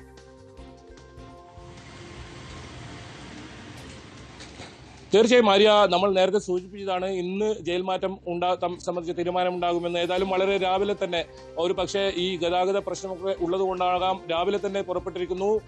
അതീവ സുരക്ഷാ സംവിധാനത്തോടു കൂടിയാണ് ഇത്തരത്തിൽ ഗോവിന്ദചാമിയെ വിയ്യൂർ സെൻട്രൽ ജയിലിലേക്ക് കൊണ്ടുപോകുന്നത്. ഏതായാലും റോഡ് മാർഗം തന്നെയാണ് ഈ കൊണ്ടുപോകുന്നത്, ഇത്തരം സുരക്ഷാ സംവിധാനത്തോടു കൂടി. എന്തായാലും ജയിൽ മാറ്റം ഇയാൾ ആഗ്രഹിച്ചു എന്നാണ് പറയുന്നത്. അത് നടന്നിരിക്കുന്നു. ഒരു പക്ഷേ ആ മൊഴി ശരിയാണെങ്കിൽ, പൂർണ്ണമായും ആ മൊഴി പോലീസ് വിശ്വസിച്ചിട്ടില്ല, പക്ഷേ ഇയാളുടെ ജയിൽ മാറ്റം ഇന്ന് രാവിലെ തന്നെ നടന്നിരിക്കുന്നു. ഈ കാര്യത്തിൽ ഒരു തീരുമാനമായിരിക്കുന്നു. ഇനി ഇത് സംബന്ധിച്ച് കൂടുതൽ വിവരങ്ങൾ അറിയേണ്ടതുണ്ട്. എങ്ങനെയാണ് ഇയാളുടെ ജയിൽ ചാട്ടം, അതിൽ ഇപ്പോഴും ദുരൂഹത തുടരുന്നുണ്ട്. എന്തായാലും ഇന്ന് രാവിലെയാണ്, ഇപ്പോൾ അല്പസമയം മുമ്പാണ് ഇത്തരത്തിൽ കണ്ണൂരിൽ നിന്നും ഇയാളെ വിയ്യൂർ സെൻട്രൽ ജയിലിലേക്ക് കൊണ്ടുപോകുന്ന നടപടികളുമായി ജയിൽ വകുപ്പ് രംഗത്തെത്തിയിരിക്കുന്നത്. അതീവ സുരക്ഷാ സംവിധാനങ്ങളോടുകൂടിയാണ് ഇയാളെ കൊണ്ടുപോകുന്നത്. എന്തായാലും കൊടും ക്രിമിനലാണ്, എന്തും ചെയ്യാൻ മടിക്കാത്ത ഒരു കൊടും ക്രിമിനലാണ്. അതുകൊണ്ട് തന്നെ ഇയാൾക്ക് സുരക്ഷ കൂടുതൽ ഏർപ്പെടുത്തേണ്ടതുണ്ട്. ഇനി വിയ്യൂർ സെൻട്രൽ ജയിലിൽ എത്തിയാൽ അവിടെ ഏത് രീതിയിലുള്ള സുരക്ഷാ സംവിധാനങ്ങൾ ഒരുക്കണം, അത്തരം കാര്യങ്ങളിലൊക്കെ ഒരു തീരുമാനമുണ്ടാകും. ഏതായാലും ഇയാളെ അത്തരം കാര്യങ്ങളിലടക്കം തീരുമാനങ്ങൾ ഉണ്ടാവേണ്ടതുണ്ട്. ഇന്ന് മുഖ്യമന്ത്രി വിളിച്ച നിർണായകമായ യോഗമുണ്ട്. ജയിൽ DGP അടക്കം പങ്കെടുക്കുന്ന യോഗമാണ്. ഈ യോഗത്തിൽ ഇത്തരത്തിലുള്ള കാര്യങ്ങളിലെല്ലാം തീരുമാനമുണ്ടാകും. തുടർ നടപടി ഏതൊക്കെ തരത്തിലുണ്ടാകും എന്നതിനെക്കുറിച്ചൊക്കെയുള്ള ഒരു തീരുമാനത്തിലേക്ക് എത്തും എന്നുകൂടി പ്രതീക്ഷിക്കുകയാണ്, അല്ലേ ബൈജു? തീർച്ചയായും ആ കാര്യത്തിൽ ഇന്ന് ഉന്നതതല യോഗത്തിൽ തീരുമാനമുണ്ടാകും. എന്തൊക്കെ ജയിലിൽ കണ്ണൂർ സെൻട്രൽ ജയിലിൽ മാത്രമല്ല എല്ലാ ജയിലുകളിലും ഏതൊക്കെ സുരക്ഷാ സംവിധാനങ്ങൾ ഏർപ്പെടുത്തണം, എന്തൊക്കെ കുറവുകളുണ്ട്, നേരത്തെ സൂചിപ്പിച്ചതുപോലെ തന്നെ ഇത്തരത്തിൽ തടവുകാരെ നോക്കാനായി നിയോഗിച്ച ഉദ്യോഗസ്ഥർ അവർ മറ്റു ജോലികൾ ചെയ്യുന്ന സാഹചര്യം, അതിനെല്ലാം ഇന്ന് ഒരു തീരുമാനമുണ്ടാകുക. ഏതായാലും ആഭ്യന്തര വകുപ്പിനെ സംബന്ധിച്ചിടത്തോളം വലിയ നാണക്കേടുണ്ടാക്കിയ സംഭവമാണ്. എന്തായാലും ഇപ്പോൾ ഏറ്റവും പുതുതായിയുള്ള ഈ വിവരം, ഗോവിന്ദചാമിയെ ഇപ്പോൾ കണ്ണൂർ സെൻട്രൽ ജയിലിൽ നിന്നും വിയ്യൂർ സെൻട്രൽ ജയിലിലേക്ക് കൊണ്ടുപോയിരിക്കുന്നു എന്നത് തന്നെയാണ്. അതീവ സുരക്ഷാ സംവിധാനത്തോടുകൂടിയാണ് ഇപ്പോൾ ഇയാളെ ഇവിടെ നിന്നും ജയിൽ മാറ്റം നടത്തുന്നത്. എന്തായാലും ഇന്നലെയാണ് ഇത്തരത്തിൽ റിമാൻഡ് ചെയ്ത് വീണ്ടും കണ്ണൂർ സെൻട്രൽ ജയിലിലേക്ക് തന്നെ കൊണ്ടുപോകുന്ന സാഹചര്യമുണ്ടായത്. ഈ കാര്യത്തിൽ വിയ്യൂർ സെൻട്രൽ ജയിലിലേക്ക് മാറ്റുന്ന കാര്യത്തിൽ വലിയ ചർച്ചകൾ ഇന്നലെ നടന്നിരുന്നു. ഇന്ന് തീരുമാനമുണ്ടാകുമെന്ന് എന്തായാലും അറിയിച്ചിരുന്നു. ഏതായാലും രാവിലെ തന്നെ അത് നടന്നിരിക്കുന്നു. വിയ്യൂർ സെൻട്രൽ ജയിലിലേക്ക് മാറ്റുന്ന നടപടി. ഇനി വിയ്യൂർ സെൻട്രൽ ജയിലിലെത്തിയാൽ എന്തൊക്കെ സുരക്ഷാ സംവിധാനങ്ങൾ ഇയാൾക്ക് ഏർപ്പെടുത്തണം, അത് മാത്രമല്ല അവിടെയുള്ള തടവുകാർ, മറ്റു തടവുകാരുണ്ട്, ആ രീതിയിൽ അവർ ബന്ധപ്പെടാത്ത രീതിയിൽ ഏത് രീതിയിൽ ഇയാളെ അവിടെ പാർപ്പിക്കണം, അത്തരം കാര്യങ്ങൾ ഇനി അറിയേണ്ടതുണ്ട്. ഏതായാലും വരും മണിക്കൂറുകളിൽ അത് സംബന്ധിച്ച വിവരങ്ങൾ അറിയാം. വളരെ സുരക്ഷാ സംവിധാനങ്ങളോടുകൂടിയാണ് ഇയാളെ പുറത്ത് കൊണ്ടുപോകുന്നത്. എന്തായാലും ആ നടപടികൾ ഇപ്പോൾ ആരംഭിച്ചിരിക്കുന്നു. ജയിലിലെ അന്വേഷണം ഇന്ന് നടക്കും, ജയിൽ വകുപ്പിന്റെ അന്വേഷണം നടക്കും, ഒപ്പം പോലീസിന്റെ അന്വേഷണവും ഇന്ന് നടക്കും. ഇന്ന് നിർണായക ദിവസമാണ്, ഇന്ന് വരും മണിക്കൂറുകൾ നിർണായകമാണ്. ഇത് സംബന്ധിച്ച് കൂടുതൽ വിവരങ്ങൾ നമുക്ക് ഉടൻ തന്നെ ലഭ്യമായേക്കാം. ആര്യ, തീർച്ചയായും കെ വി ബൈജു ആണ് വിശദാംശങ്ങളുമായി നമുക്കൊപ്പം ചേർന്നത്. എന്തായാലും ഗോവിന്ദചാമിയുടെ ജയിൽ ചാട്ടം ആഭ്യന്തര വകുപ്പിനും പോലീസ് വകുപ്പിനുമെല്ലാം അതീവ നാണക്കേടായിരിക്കുന്ന ഈ സാഹചര്യത്തിൽ കണ്ണൂർ സെൻട്രൽ ജയിലിലെ സുരക്ഷാ വീഴ്ചയുമായി ബന്ധപ്പെട്ട ഗുരുതരമായ വീഴ്ചയുമായി ബന്ധപ്പെട്ട ചില നിർണായക വിവരങ്ങളാണ് പ്രേക്ഷകരിലേക്ക് ന്യൂസ് 18 എത്തിച്ചത്.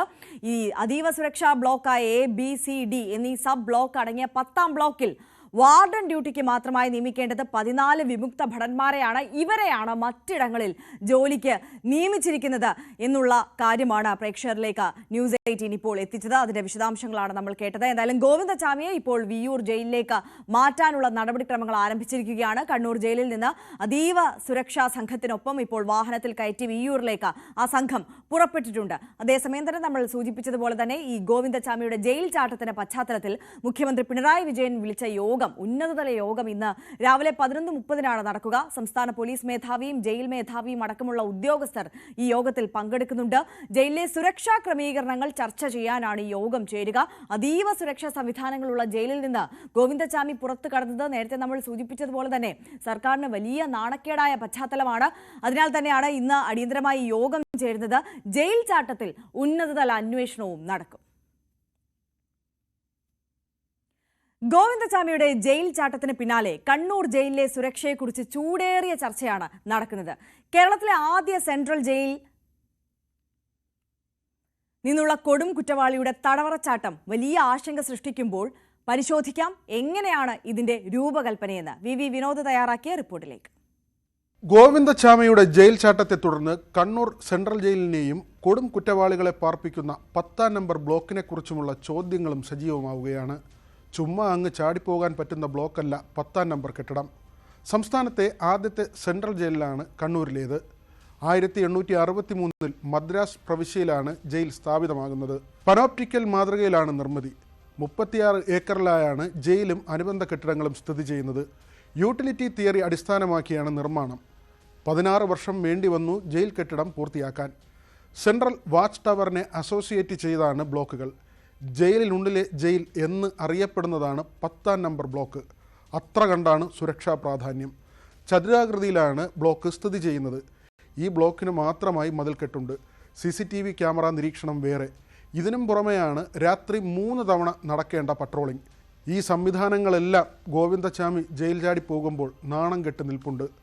ഇതുമാത്രമല്ല, രാവിലെ സെല്ല് തുറക്കുമ്പോഴും വൈകിട്ട് അടയ്ക്കുമ്പോഴും അഴികളുടെ ബലം പരിശോധിക്കണം. ഹാക്സോ ബ്ലേഡ് ഉപയോഗിച്ച് പല ദിവസങ്ങളിലായി കമ്പി മുറിച്ചിരുന്നുവെങ്കിലും ബലപരിശോധനയിൽ അതൊന്നും കണ്ടെത്താനാകാതെ പോയി. ചതുരാകൃതിയിലുള്ള 10ാം ബ്ലോക്കിൻ്റെ 4 ചുറ്റുമായാണ് സെല്ലുകൾ. സെല്ലുകളിൽ 1-2 പേർ മാത്രം, പരമാവധി 3. കൊടും കുറ്റവാളികളെയോ സഹതടവുകാരെ ഉപദ്രവിക്കുന്നതടക്കമുള്ള അക്രമകാരികളെയോ ഒക്കെയാണ് 10ാം നമ്പർ ബ്ലോക്കിൽ പാർപ്പിച്ചിരിക്കുന്നത്. വാച്ച് ടവറിനും ബ്ലോക്കുകൾക്കുമിടയിലായി സർക്കുലർ റോഡുണ്ട്. സെല്ലിൽ നിന്ന് ആദ്യം ഈ റോഡിലേക്കാണ് ഗോവിന്ദചാമി ഇറങ്ങിയത്. കോമ്പൗണ്ടിൽ തന്നെയുള്ള ക്വാറന്റൈൻ ബ്ലോക്ക് 2 നില കെട്ടിടമാണ് ഈ ക്വാറന്റൈൻ മന്ദിരം.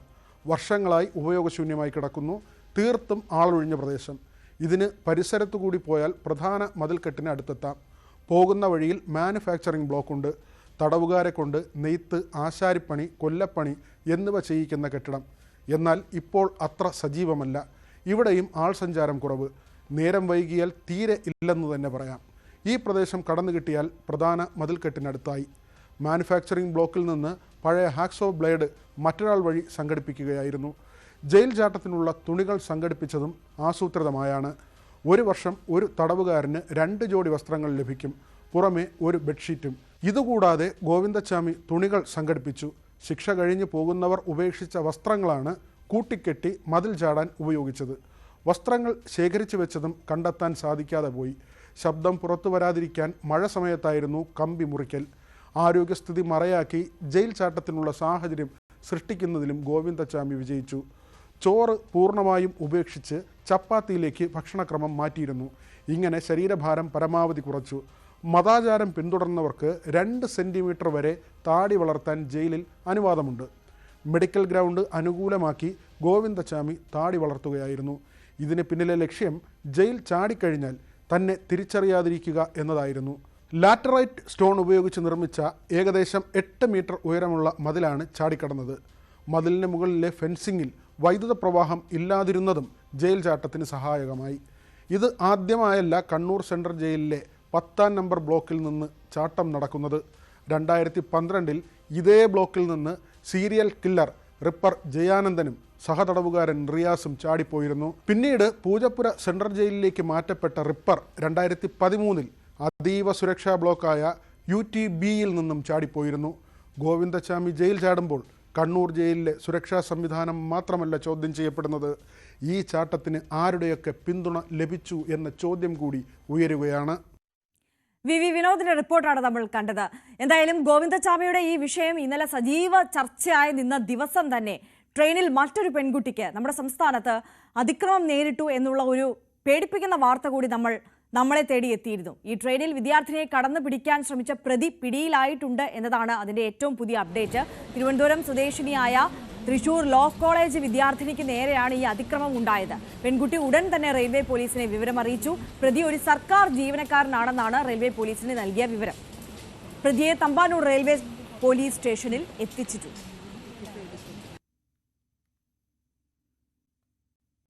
വാർത്തകളിലേക്ക് മടങ്ങിയെത്തുമ്പോൾ RSSന്റെ ഉന്നത വിദ്യാഭ്യാസ സമ്മേളനമായ ജ്ഞാനസഭയിൽ കേരളത്തിലെ സർവകലാശാലകളിലെ വൈസ് ചാൻസലർമാർ പങ്കെടുക്കുന്നതിനെ ചൊല്ലി CPMൽ വിവാദവും ഭിന്നതയും.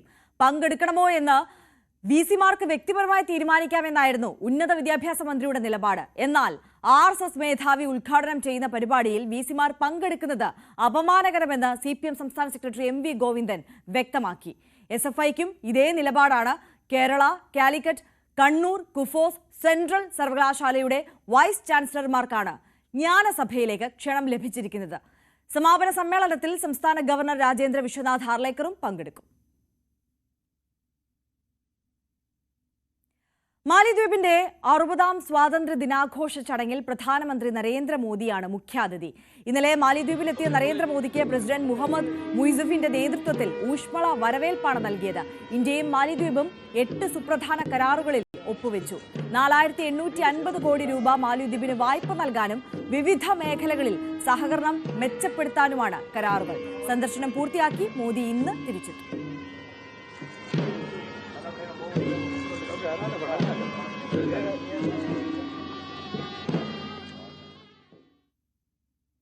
ധർമ്മസ്ഥല കൂട്ടക്കൊലപാതക കേസ് അന്വേഷിക്കാൻ നിയോഗിച്ച SIT സംഘം ഇന്ന് ധർമ്മസ്ഥലയിൽ. കഴിഞ്ഞ ദിവസമാണ് 4 പേരടങ്ങുന്ന ഡിവൈഎസ്പിമാർ മംഗളൂരുവിലെത്തിയത്. ബെൽത്തങ്ങാടിയിലും മംഗളൂരുവിലും ക്യാമ്പ് ഓഫീസ് കഴിഞ്ഞ ദിവസം സജ്ജമാക്കിയിരുന്നു. ആദ്യഘട്ടത്തിൽ ശുചീകരണ തൊഴിലാളിയുടെ വിശദമായ മൊഴി സംഘം രേഖപ്പെടുത്തും. ധർമ്മസ്ഥല പോലീസിൽ നൽകിയ അനന്യ ഭട്ടിന്റെ തിരോധാന കേസും SIT അന്വേഷിക്കും. അമ്മ സുജാത ഭട്ടാണ് പരാതി നൽകിയത്. കർണാടക DGPയുടെ മേൽനോട്ടത്തിൽ 20 അംഗ സംഘത്തെയാണ് കേസ് അന്വേഷണത്തിനായി രൂപീകരിച്ചത്.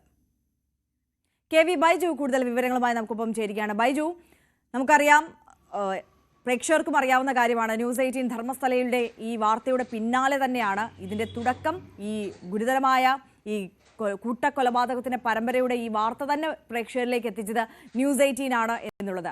എന്തായാലും ഈ SIT രൂപീകരിച്ചതിന് ശേഷവും ചില ആശയക്കുഴപ്പങ്ങൾ നിന്നിരുന്നു. പ്രധാനപ്പെട്ട 2 ഉദ്യോഗസ്ഥർ ഈ സംഘത്തിൽ നിന്ന് പിന്മാറുന്ന വാർത്തയൊക്കെ പുറത്തു വന്നിരുന്നു. അപ്പോഴൊക്കെ ഈ അന്വേഷണം വീണ്ടും വഴിമുട്ടുമോ എന്നുള്ള ആശങ്ക നമുക്ക് മുന്നിലുണ്ടായിരുന്നു. പക്ഷേ അതിനെയൊക്കെ മറികടന്നുകൊണ്ട് അന്വേഷണ സംഘം മുന്നോട്ട് പോവുകയാണ്. ധർമ്മസ്ഥലയിലെത്തി ഇന്ന് അന്വേഷണം ആരംഭിക്കും എന്നുള്ളത് ഏറ്റവും ശുഭകരമായ വാർത്തയാണ്.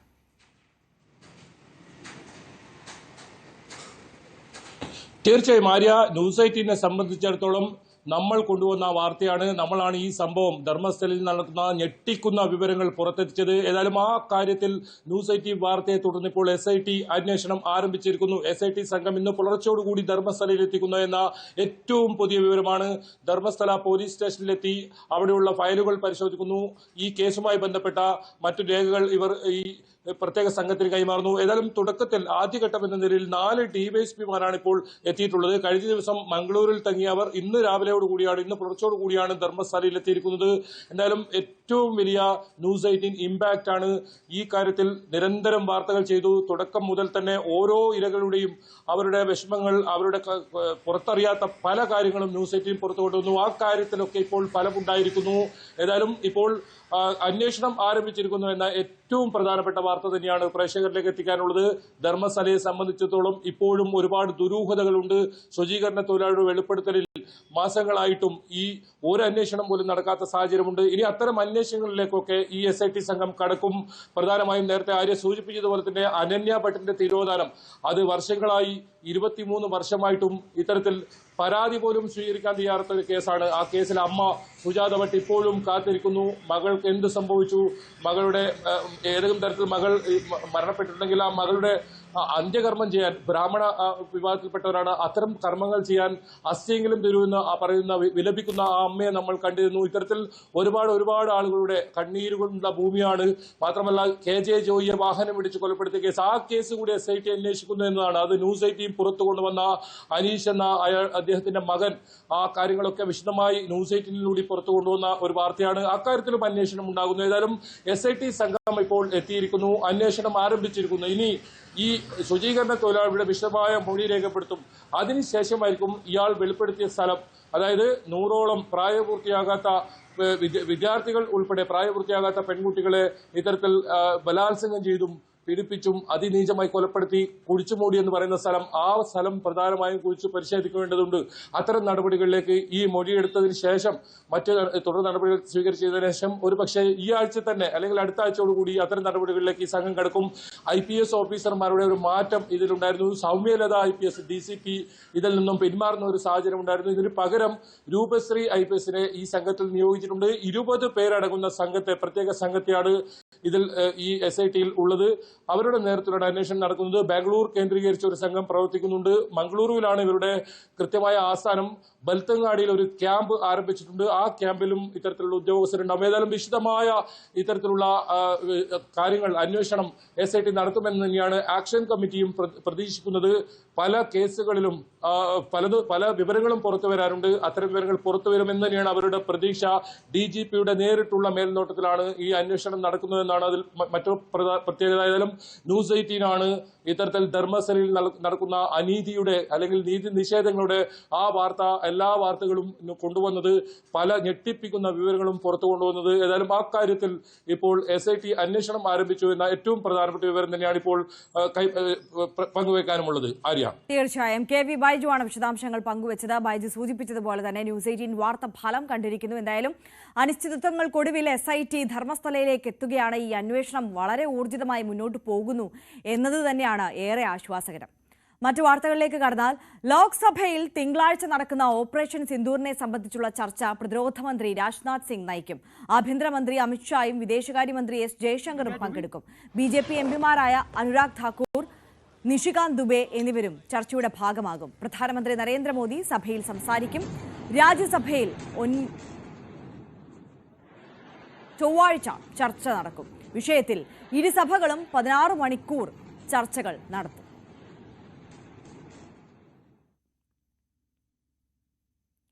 ഉപരാഷ്ട്രപതി തെരഞ്ഞെടുപ്പിനുള്ള നടപടികൾ പുരോഗമിക്കുന്നു. തെരഞ്ഞെടുപ്പ് കമ്മീഷൻ ഇന്നലെ രാജ്യസഭാ സെക്രട്ടറി ജനറൽ PC മോഡിയെ വോട്ടെടുപ്പിനുള്ള റിട്ടേണിംഗ് ഓഫീസറായി നിയമിച്ചു.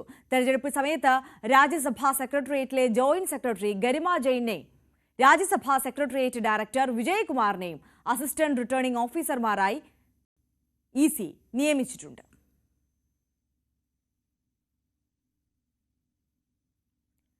പലസ്തീനെ ഒരു സ്വതന്ത്ര രാഷ്ട്രമായി അംഗീകരിക്കാൻ ബ്രിട്ടന് മേൽ സമ്മർദ്ദം. ലണ്ടൻ മേയർ സാദിഖ് ഖാനും ലേബർ എംപിമാരും UK പ്രധാനമന്ത്രി കെയർ സ്റ്റാർമറിനോട് പലസ്തീന്റെ രാഷ്ട്രപദവി ഉടൻ അംഗീകരിക്കണമെന്ന് ആവശ്യപ്പെട്ടിട്ടുണ്ട്. സെപ്റ്റംബറിൽ നടക്കുന്ന ഐക്യരാഷ്ട്രസഭാ സമ്മേളനത്തിൽ പലസ്തീനെ ഒരു സ്വതന്ത്ര രാഷ്ട്രമായി ഔദ്യോഗികമായി അംഗീകരിക്കുമെന്ന് ഫ്രഞ്ച് പ്രസിഡന്റ് ഇമാനുവൽ മാക്രോൺ വ്യക്തമാക്കിയിരുന്നു.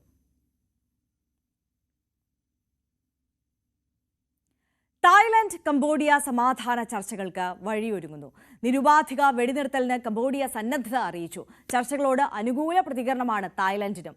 ഇരു രാജ്യങ്ങളും തമ്മിലുള്ള സംഘർഷത്തിൽ 16 പേർ കൊല്ലപ്പെട്ടു. ഏറ്റുമുട്ടലിനെ തുടർന്ന് അതിർത്തി ഗ്രാമങ്ങളിൽ നിന്ന് ആയിരക്കണക്കിന് ആളുകളെയാണ് ഒഴിപ്പിച്ചത്. ഇന്നലെയും ഇരു രാജ്യങ്ങളും ശക്തമായ വ്യോമാക്രമണം തുടർന്നു. കംബോഡിയയുടെ സൈനിക കേന്ദ്രങ്ങളിൽ തായ്ലൻഡ് സൈന്യം ഡ്രോൺ ആക്രമണം നടത്തുകയായിരുന്നു. മറ്റു വാർത്തകളിലേക്ക് കടന്നാൽ, നിലം പൊത്താറായ അവസ്ഥയിലാണ് കായംകുളം താലൂക്ക് ആശുപത്രി മതിൽ. അപകടം ഉണ്ടാകും വരെ കാത്തിരിക്കാതെ ആശുപത്രിയിൽ എത്തുന്നവരുടെ സുരക്ഷ ഉറപ്പാക്കാനാണ് ആവശ്യം. താലൂക്ക് ആശുപത്രിയുടെ പടിഞ്ഞാറ് ഭാഗത്തുള്ള മതിലാണിത്. വിള്ളൽ വീണ് നിലം പതിക്കാറായ അവസ്ഥ. പല ഭാഗവും ബലക്ഷയം മൂലം ചരിഞ്ഞിട്ടുണ്ട്. മഴ ശക്തമായി പെയ്യുമ്പോൾ മതിലിനുള്ളിലേക്ക് വെള്ളമിറങ്ങും. ഇതോടെ മതിൽ കുതിർന്നു. താലൂക്ക് ആശുപത്രിയിൽ ചികിത്സ തേടിയെത്തുന്നവർ ഇവിടേക്ക് വരാറേയില്ല. എന്നാൽ മതിലിന് പടിഞ്ഞാറ് ഭാഗത്ത് സ്വകാര്യ സ്ഥാപനങ്ങളുണ്ട്. അവിടേക്കുള്ള വഴിയിലേക്കാണ് മതിൽ ചാഞ്ഞു നിൽക്കുന്നത്. എപ്പോഴും ആൾ സഞ്ചാരമുള്ള വഴി കൂടിയാണിത്. മതിലിടിഞ്ഞാൽ പടിഞ്ഞാറ് ഭാഗത്തെ സ്വകാര്യ വഴിയിലേക്കാണ് വീഴുക. കായംകുളം ഗവൺമെന്റ് ഹോസ്പിറ്റലിന്റെ മതിലാണിത്.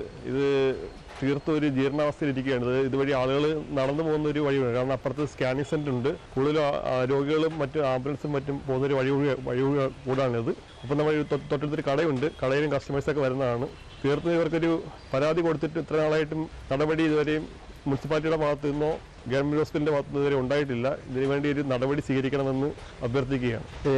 ഏത് സമയത്ത് എന്തും സംഭവിക്കാനായി ഈ മതിൽ ഒരുപാട് ചാഞ്ഞു കിടക്കുകയാണ്. അതുകൊണ്ട് ദയവായി എന്തുവാന്ന് വെച്ചാൽ നമ്മുടെ കാര്യത്തെ നിർമ്മിക്കണം. പിന്നെ തെങ്ങ് 2-3 തെങ്ങ് ഇപ്പോൾ ഉണ്ട്. ഏത് സമയത്തും അത് കാറ്റടിച്ചു കഴിഞ്ഞാൽ 11 ലൈനും പോകും. നമ്മളെ കൊണ്ട് പറ്റുന്ന സെക്യൂരിറ്റിയാ ഓടേണ്ട ഗതികേടാണ് വന്നിരിക്കും. അപകടാവസ്ഥയിലുള്ള മതിൽ പൊളിച്ചു പണിയാൻ താലൂക്ക് ആശുപത്രി അധികൃതർ തയ്യാറാകണമെന്നാണ് നാട്ടുകാർ ആവശ്യപ്പെടുന്നത്. ന്യൂസ് 18 കായംകുളം. ഇല്ലായ്മയിൽ നിന്ന് കഠിനാധ്വാനത്തിലൂടെ വിജയവഴിയിലെത്തിയ മലപ്പുറത്തെ സംരംഭകയാണ് ഷെരീഫ. 10 ഉണ്ണിയപ്പത്തിൽ തുടങ്ങി വൻ പാർട്ടി ഓർഡറുകൾ വരെ സ്വീകരിക്കുന്ന കാറ്ററിംഗ് പ്രീമിയം ഹോട്ടൽ ഉടമയാണ് ഇപ്പോൾ ഷെരീഫ. ആത്മവിശ്വാസത്തോടെ മുന്നേറാൻ കുടുംബശ്രീയാണ് ഇവർക്ക് കരുത്തു പകർന്നത്. പെയിന്റിംഗ് തൊഴിലാളിയായ ഭർത്താവ് സക്കീറിന് പണി കുറവായതോടെയാണ് വീട്ടിലെ അടുപ്പ് പുകയാൻ ഷെരീഫ ഉണ്ണിയപ്പം വിറ്റു തുടങ്ങിയത്. 2012 അയൽവാസിയോട് കടം വാങ്ങിയ 100 രൂപയുമായി 10 പാക്കറ്റ് ഉണ്ണിയപ്പം ഉണ്ടാക്കി. ചെലവായില്ലെങ്കിൽ തിരിച്ചെടുക്കാമെന്ന ഉറപ്പിൽ തൊട്ടടുത്ത പലചരക്ക് കടയിൽ നൽകി. ഉണ്ണിയപ്പം ഹിറ്റായി. ആവശ്യക്കാരേറിയതോടെ ഷെരീഫ ഉണ്ണിയപ്പം നിർമ്മാണത്തിലേക്ക് പൂർണ്ണമായി കടന്നു. പിന്നീട് ഉണ്ണിയപ്പം വിൽക്കുന്ന കടകളുടെ എണ്ണം കൂടി. ഉണ്ണിയപ്പത്തോടൊപ്പം പത്തിരിയുടെയും ചപ്പാത്തിയുടെയും ഓർഡറുകളും പിടിച്ചു.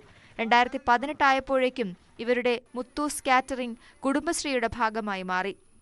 അന്നത്തെ ജില്ലാ മിഷൻ കോർഡിനേറ്റർ ഹേമലത മുൻകൈയെടുത്ത് 2 ലക്ഷം രൂപ വായ്പ നൽകുകയും ഇവരുടെ നിർദ്ദേശപ്രകാരം സിവിൽ സ്റ്റേഷനിലെ ഉദ്യോഗസ്ഥർക്ക് ഉച്ചഭക്ഷണം എത്തിക്കാൻ തുടങ്ങുകയുമായിരുന്നു. ഞാൻ 2012 ഈ സംരംഭം ആരംഭിച്ചത്. ഇപ്പൊ എനിക്ക് കുടുംബശ്രീയാണ് എല്ലാത്തിനും എൻ്റെ ഒപ്പത്തിനൊപ്പം നിൽക്കുന്നത്. അതുകൊണ്ട് എന്നെ ഈ പ്രീമിയം ഹോട്ടൽ വരെ എന്നെ എത്തിച്ചു. നല്ല നിലയിലാണ് പോകുന്നത്. പിന്നെ എൻ്റെ കീഴിൽ 10-30ഓളം സ്റ്റാഫ് ഉണ്ട്. പ്രീമിയം ഹോട്ടലിൽ അടക്കം എല്ലാം കുടുംബശ്രീയാണ് എനിക്ക് നേടിത്തന്നത്. കോവിഡ് കാലത്ത് മഞ്ചേരി മെഡിക്കൽ കോളേജിലെ രോഗികൾക്ക് ഭക്ഷണം എത്തിക്കുന്ന ദൗത്യവും ഷെരീഫ ഏറ്റെടുത്തു. ദിവസവും 2000 പേർക്ക് പ്രഭാത ഭക്ഷണവും കഞ്ഞിയും എത്തിച്ചു നൽകി. കുടുംബശ്രീ നിർദ്ദേശപ്രകാരം കോട്ടയ്ക്കൽ ആയുർവേദ കോളേജിന്റെയും പിന്നീട് സെൻട്രൽ സ്കൂളിന്റെയും ക്യാന്റീനുകളും ഷെരീഫ് ഏറ്റെടുത്തു. അപ്പോഴേക്കും കുടുംബശ്രീയുടെ കാറ്ററിംഗ് ഓർഡറുകളും കിട്ടിത്തുടങ്ങി. ഇതിനിടെ കോട്ടയ്ക്കലിൽ ഒരു ഹോട്ടലും തുടങ്ങി. ഇതിന് ഭർത്താവ് സക്കീറും ഒപ്പം ചേർന്നു. ഞാൻ 2012 ഈ സംരംഭം ആരംഭിച്ചത്. ഇപ്പൊ എനിക്ക് കുടുംബശ്രീയാണ് എല്ലാത്തിനും എൻ്റെ ഒപ്പത്തിനൊപ്പം നിൽക്കുന്നത്. അതുകൊണ്ട് എന്നെ ഈ പ്രീമിയം ഹോട്ടൽ വരെ എന്നെ എത്തിച്ചു. നല്ല നിലയിലാണ് പോകുന്നത്. പിന്നെ എൻ്റെ കീഴിൽ 10-30ഓളം സ്റ്റാഫ് ഉണ്ട്. പ്രീമിയം ഹോട്ടലിൽ അടക്കം എല്ലാം കുടുംബശ്രീയാണ് എനിക്ക് നേടിത്തന്നത്. കോട്ടയ്ക്കൽ ബസ് സ്റ്റാൻഡിന് പിന്നിൽ സ്ഥലം ലഭിച്ചതോടെ കഫേ കുടുംബശ്രീ എന്ന പ്രീമിയം ഹോട്ടലും യാഥാർത്ഥ്യമായി. 30 സ്ഥിരം ജീവനക്കാരും നിരവധി താൽക്കാലിക ജീവനക്കാരും ഷെരീഫയ്ക്ക് കീഴിലുണ്ട്. ന്യൂസ് 18 തിരൂർ. ഇനി നമുക്ക് മറ്റൊരു മിടുമിടുക്കിയെ പരിചയപ്പെടാം. ഇടുക്കി നെടുങ്കണ്ടക്കാരിയായ ശരണ്യ വെറും ശരണ്യല്ല, സൂപ്പർ ശരണ്യാണ്. ഹൈറേഞ്ചിന്റെ ദുർഘട പാതകളെ വരുതിയിലാക്കിയ സാരഥി, കടുകട്ടിയായ തടിപ്പണിയിൽ മികവ് തെളിയിച്ചവൾ. 2 കുട്ടികളുടെ അമ്മയായ ഈ 24-കാരി ബിരുദ വിദ്യാർത്ഥി കൂടിയാണ്.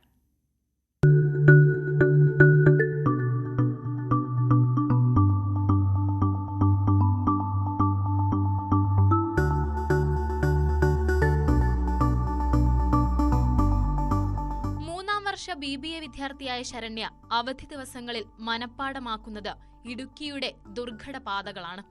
18-ാം വയസ്സിൽ ലൈസൻസ് സ്വന്തമാക്കിയ ശരണ്യ ബുള്ളറ്റ് മുതൽ ലോറി വരെ ഓടിക്കും.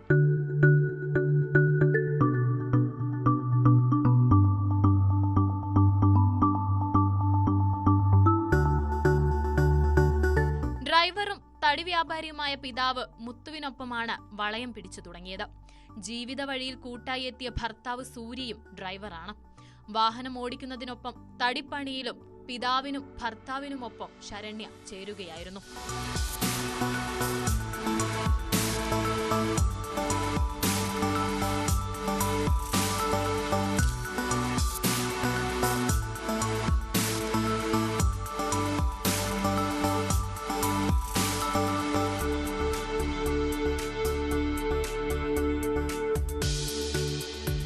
ചെയ്യുന്ന ജോലി റീൽസുകളാക്കി സോഷ്യൽ മീഡിയയിൽ പോസ്റ്റ് ചെയ്തതോടെ ശരണ്യ കോളേജിലും നാട്ടിലും താരമായി. ഒരുപാട് പേര് കാണുന്നുണ്ട്. നല്ല നെഗറ്റീവ് കമന്റ്സ് എനിക്ക് കുറവാണ്, നല്ല കമന്റ്സ് തന്നെയാണ് എനിക്ക് കൂടുതലും വരാറുള്ളത്. അതുകൊണ്ട് നല്ല സപ്പോർട്ടാണ്. വേറെ ഔട്ട്സൈഡിൽ ഒരാളുടെ കൂടെ അല്ലല്ലോ, അപ്പൊ നമുക്ക് പേടിക്കണ്ട, വിശ്വസ്തമായിട്ട് ഇവരുടെ കൂടെ തന്നെ നിന്ന് ചെയ്യാൻ പറ്റും, ഇവരെ ഹെൽപ്പ് ചെയ്യാൻ പറ്റുന്നു, അത്രയൊക്കെ ഉള്ളൂ. കൂടെ ഉണ്ട്. എനിക്ക് ആദ്യമേ വണ്ടി ഓടിക്കാനായിരുന്നു ഇഷ്ടം. പിന്നെ ഇപ്പൊ ഈ വാളൊക്കെ യൂസ് ചെയ്യണം എന്നൊക്കെ തോന്നി. അങ്ങനെ ഓരോന്ന് എടുത്തെടുത്ത് വരുമ്പോൾ അത് ഇൻട്രസ്റ്റ് ആയിട്ട് തോന്നി. അങ്ങനെയാണ് ചെയ്യുന്നത്. ഏതാനും മാസങ്ങൾക്ക് മുൻപ് പണിക്കിടെ ഉണ്ടായ അപകടത്തിൽ കാലിന് പരുക്കേറ്റതിനെ തുടർന്ന് ഭർത്താവിന്റെ പരിചരണയിലാണ് ശരണ്യ ഇപ്പോൾ.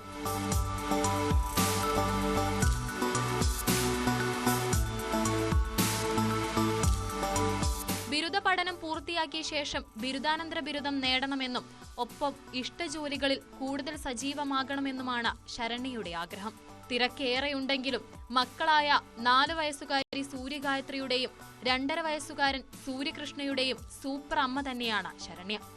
ന്യൂസ് 18 ഇടുക്കി. കാർഗിൽ യുദ്ധം നടന്നിട്ട് ഇന്നേക്ക് 26 വർഷം. 1999 മെയ് 2 പാകിസ്ഥാൻ നുഴഞ്ഞുകയറ്റത്തോടെ ആരംഭിച്ച സംഘർഷം യുദ്ധത്തിലേക്ക് വഴിമാറുകയായിരുന്നു. പോരാട്ടത്തിനൊടുവിൽ വിജയപതാക പാറിക്കാൻ 527 വീരസൈനികരാണ് ജീവൻ ത്യജിച്ചത്. MG മിഥുൻ കൂടുതൽ വിവരങ്ങളുമായി നമുക്കൊപ്പം ചേരുകയാണ്. മിഥുൻ, ഐതിഹാസിക പോരാട്ടത്തിന്റെ 26-ാം വാർഷികമാണ്. എങ്ങനെയാണ് ഇന്നത്തെ ഈ വിജയ ദിവസത്തിന്റെ ചടങ്ങുകളൊക്കെയും ക്രമീകരിച്ചിരിക്കുന്നത്? ആര്യ, ഇന്ത്യ ഐതിഹാസിക വിജയം നേടിയിട്ട് ഇന്നേക്ക് 26 വർഷം ആകുകയാണ് എന്നുള്ള പ്രത്യേകതയാണ്. സ്വതന്ത്ര ഇന്ത്യ കണ്ട ഏറ്റവും വലിയ പോരാട്ടങ്ങളിൽ ഒന്നായിരുന്നു ഇത്. അതായത് ഏറ്റവും കഠിനമായ പർവ്വത നിരകളിൽ ഇന്ത്യൻ സൈന്യത്തിന്റെ പോരാട്ട വീര്യം എടുത്തു കാണിക്കപ്പെട്ട ഒരു യുദ്ധത്തിന് കൂടിയായിരുന്നു അന്ന് സാക്ഷ്യം വഹിക്കുകയും ചെയ്ത്. അന്ന് 1999 മെയ് 2 ആരംഭിച്ച ആ യുദ്ധം അത് 72 ദിവസം നീണ്ടു നിൽക്കുകയും 527ഓളം സൈനികരെയായിരുന്നു നമുക്ക് ഈ ഒരു യുദ്ധത്തിൽ നഷ്ടമാവുകയും ചെയ്ത്. അവരുടെ ആ ത്യാഗം അത് പിന്നീട് വിജയക്കൂടി പാറിച്ചുകൊണ്ടായിരുന്നു ഇന്ത്യ അതിന് മറുപടി നൽകുകയും ചെയ്ത്. ദ്രാസിൽ ഇന്നും ആ വിജയക്കൂടി പാറിപ്പറന്ന് നിൽക്കുകയാണ്. ഇന്ന് പ്രധാനപ്പെട്ട ചടങ്ങുകൾ അവിടെ പ്രത്യേക എല്ലാ വർഷവും എന്ന രീതിയിൽ തന്നെ ദ്രാസിലെ വീരസൈനികരുടെ ആ സ്മാരകത്തിന് മുന്നിൽ പ്രതിരോധ മന്ത്രി രാജ്നാഥ് സിംഗ് ഉൾപ്പെടെയുള്ളവർ എത്തും. പ്രത്യേക ചടങ്ങുകളുണ്ട്. ഒപ്പം തന്നെ സല്യൂട്ട് നൽകും. അങ്ങനെ പ്രധാനപ്പെട്ട ചടങ്ങുകൾക്കൊക്കെയാണ് സാക്ഷ്യം വഹിക്കുകയും ചെയ്യുന്നത്. എന്തായാലും മറ്റ് സ്ഥലങ്ങളിൽ കൂടി ഈ വിജയ ദിവസം രാജ്യവ്യാപകമായി വലിയ വ്യാപകമായി വിപുലമായി ആഘോഷിക്കുന്ന തരത്തിലേക്ക് കാര്യങ്ങൾ പോവുകയാണ്. എന്തായാലും 26 വർഷങ്ങൾ പിന്നിട്ടിരിക്കുന്നു. ഇന്ത്യ ഈ ഐതിഹാസിക വിജയം പിടിച്ചെടുത്തത് ജൂലൈ 26-നായിരുന്നു. അന്ന് 1999 ജൂലൈ 26-നാണ് യുദ്ധം അവസാനിച്ചത്. അന്നത്തെ പ്രധാനമന്ത്രി എ.ബി. വാജ്പേയി പ്രഖ്യാപിക്കുകയും ചെയ്ത് അവിടെ ഈ ദ്രാസിൽ ഇന്ത്യൻ വിജയ സ്മാരകം അതിനുശേഷം ഉയർന്നിരുന്നു. ഇന്ത്യൻ വിജയ പതാക ഇന്നും ദ്രാസിൽ പാറിപ്പറക്കുന്ന കാഴ്ച ഏതൊരു ഇന്ത്യക്കാരനും അഭിമാനിക്കാവുന്ന നിമിഷം. അത്രത്തോളം കഠിനമായ ഒരു യുദ്ധമായിരുന്നു. ആദ്യം ഒരു ആട്ടിടയൻ ഈ ഒരു നുഴഞ്ഞുകയറ്റം ശ്രദ്ധയിൽപ്പെട്ടതിനെ തുടർന്ന് സൈന്യത്തെ വിവരം അറിയിക്കുകയായിരുന്നു. പിന്നീട് സൈന്യം എത്തുകയും വലിയ യുദ്ധത്തിലേക്ക് കാര്യങ്ങൾ പോവുകയും ചെയ്തായിരുന്നു. പർവ്വതനിരകളിൽ നിന്ന് അറ്റാക്ക് ചെയ്തുകൊണ്ടിരുന്ന പാക് സൈനികരെ കീഴടക്കാൻ ചെറിയ രീതിയിലല്ലായിരുന്നു ഇന്ത്യൻ സൈന്യം വീർപ്പൊഴിക്കേണ്ടി വന്നതായിരുന്നു. അത് വലിയ രീതിയിൽ വിജയക്കൊടി പാറിക്കാനും ഒപ്പം തന്നെ ആ സൈനികർ പാക് സൈനികർ, അതായത് ഇന്ത്യൻ കണക്ക് പ്രകാരം 1000-ലധികം സൈനികർ ഈ ഒരു യുദ്ധത്തിൽ പാക് സൈനികർ കൊല്ലപ്പെട്ടിട്ടായിട്ടുള്ള വിവരങ്ങളും ഉണ്ട്. എന്തായാലും ഇന്ത്യ വിജയ പതാക ഉയർത്തിയ ശേഷം 26 വർഷം പിന്നിടുന്നു എന്നുള്ളതാണ്. രാജ്യവ്യാപകമായി വിപുലമായ പരിപാടികളാണ് ഇതുമായി ബന്ധപ്പെട്ട് ക്രമീകരിച്ചിട്ടുള്ളത്. ഓക്കെ, മിഥുൻ എം ജിയാണ് ആ വിവരങ്ങൾ പങ്കുവച്ചത്. ഇപ്പോൾ ബ്രിഗേഡിയർ വേണു നായർ കൂടി നമുക്കൊപ്പം ചേരുകയാണ് ഇപ്പോൾ തത്സമയം. നമസ്കാരം ബ്രിഗേഡിയർ വേണു നായർ. ഇപ്പോൾ നമ്മൾ തുടക്കത്തിൽ സൂചിപ്പിച്ചതുപോലെ തന്നെ ഐതിഹാസിക പോരാട്ടത്തിൻ്റെ 26-ാം വാർഷികമാണ്. 527 വീരസൈനികരെയാണ് അന്ന് ആ പോരാട്ടത്തിൽ 2.5 മാസത്തോളം നീണ്ടുനിന്ന പോരാട്ടത്തിൽ നമുക്ക് നഷ്ടമായത്. ആ വീരസൈനികരെ, വീരമൃത്യു വരിച്ച സൈനികരെ ഓർത്തുകൊണ്ട് തന്നെ നമുക്ക് ആ ഐതിഹാസിക ദിനങ്ങളിലേക്കൊന്ന് തിരിഞ്ഞു നോക്കാം അല്ലേ? എല്ലാവർക്കും ജയ്ഹിന്ദ്. ഇന്ന് പറഞ്ഞതുപോലെ കാർഗിൽ വിജയ ദിവസത്തിന്റെ 26-ാമത്തെ വാർഷികമാണ് ഇത്. ഇപ്പൊ നമ്മുടെ റിപ്പോർട്ടർ പറഞ്ഞതുപോലെ ഒരു സമ്മറിയാണ് അദ്ദേഹം നൽകിയത്. നമുക്ക് 1947 മുതൽ പാകിസ്ഥാനുമായിട്ടുള്ള പ്രശ്നങ്ങളുണ്ട്. അത് നമ്മൾ ഉണ്ടാക്കുന്നതല്ല. എല്ലാം ഇനീഷ്യേറ്റീവ് എടുക്കുന്നത് പാകിസ്ഥാനായിരുന്നു. 47-ലും 65-ലും നുഴഞ്ഞുകയറ്റക്കാരെയാണ് അവർ മുമ്പേ വിട്ടത്. അവർ അന്ന് വിചാരിച്ചിരുന്നത്, പാകിസ്ഥാനിലെ അന്നത്തെ പട്ടാള മേധാവികൾ വിചാരിച്ചത്, ഇന്ത്യക്കെതിരായിട്ട് കാശ്മീരിൽ ഒരു പോരാട്ടം നടക്കുമ്പോൾ അവിടുത്തെ ജനത, കാശ്മീർ ജനത അവരുടെ കൂടെ നിൽക്കും എന്നുള്ളതാണ്. ഇത് 47-ലാകട്ടെ 65-ലാകട്ടെ 71-ലാകട്ടെ ഒന്നും ഉണ്ടായില്ല.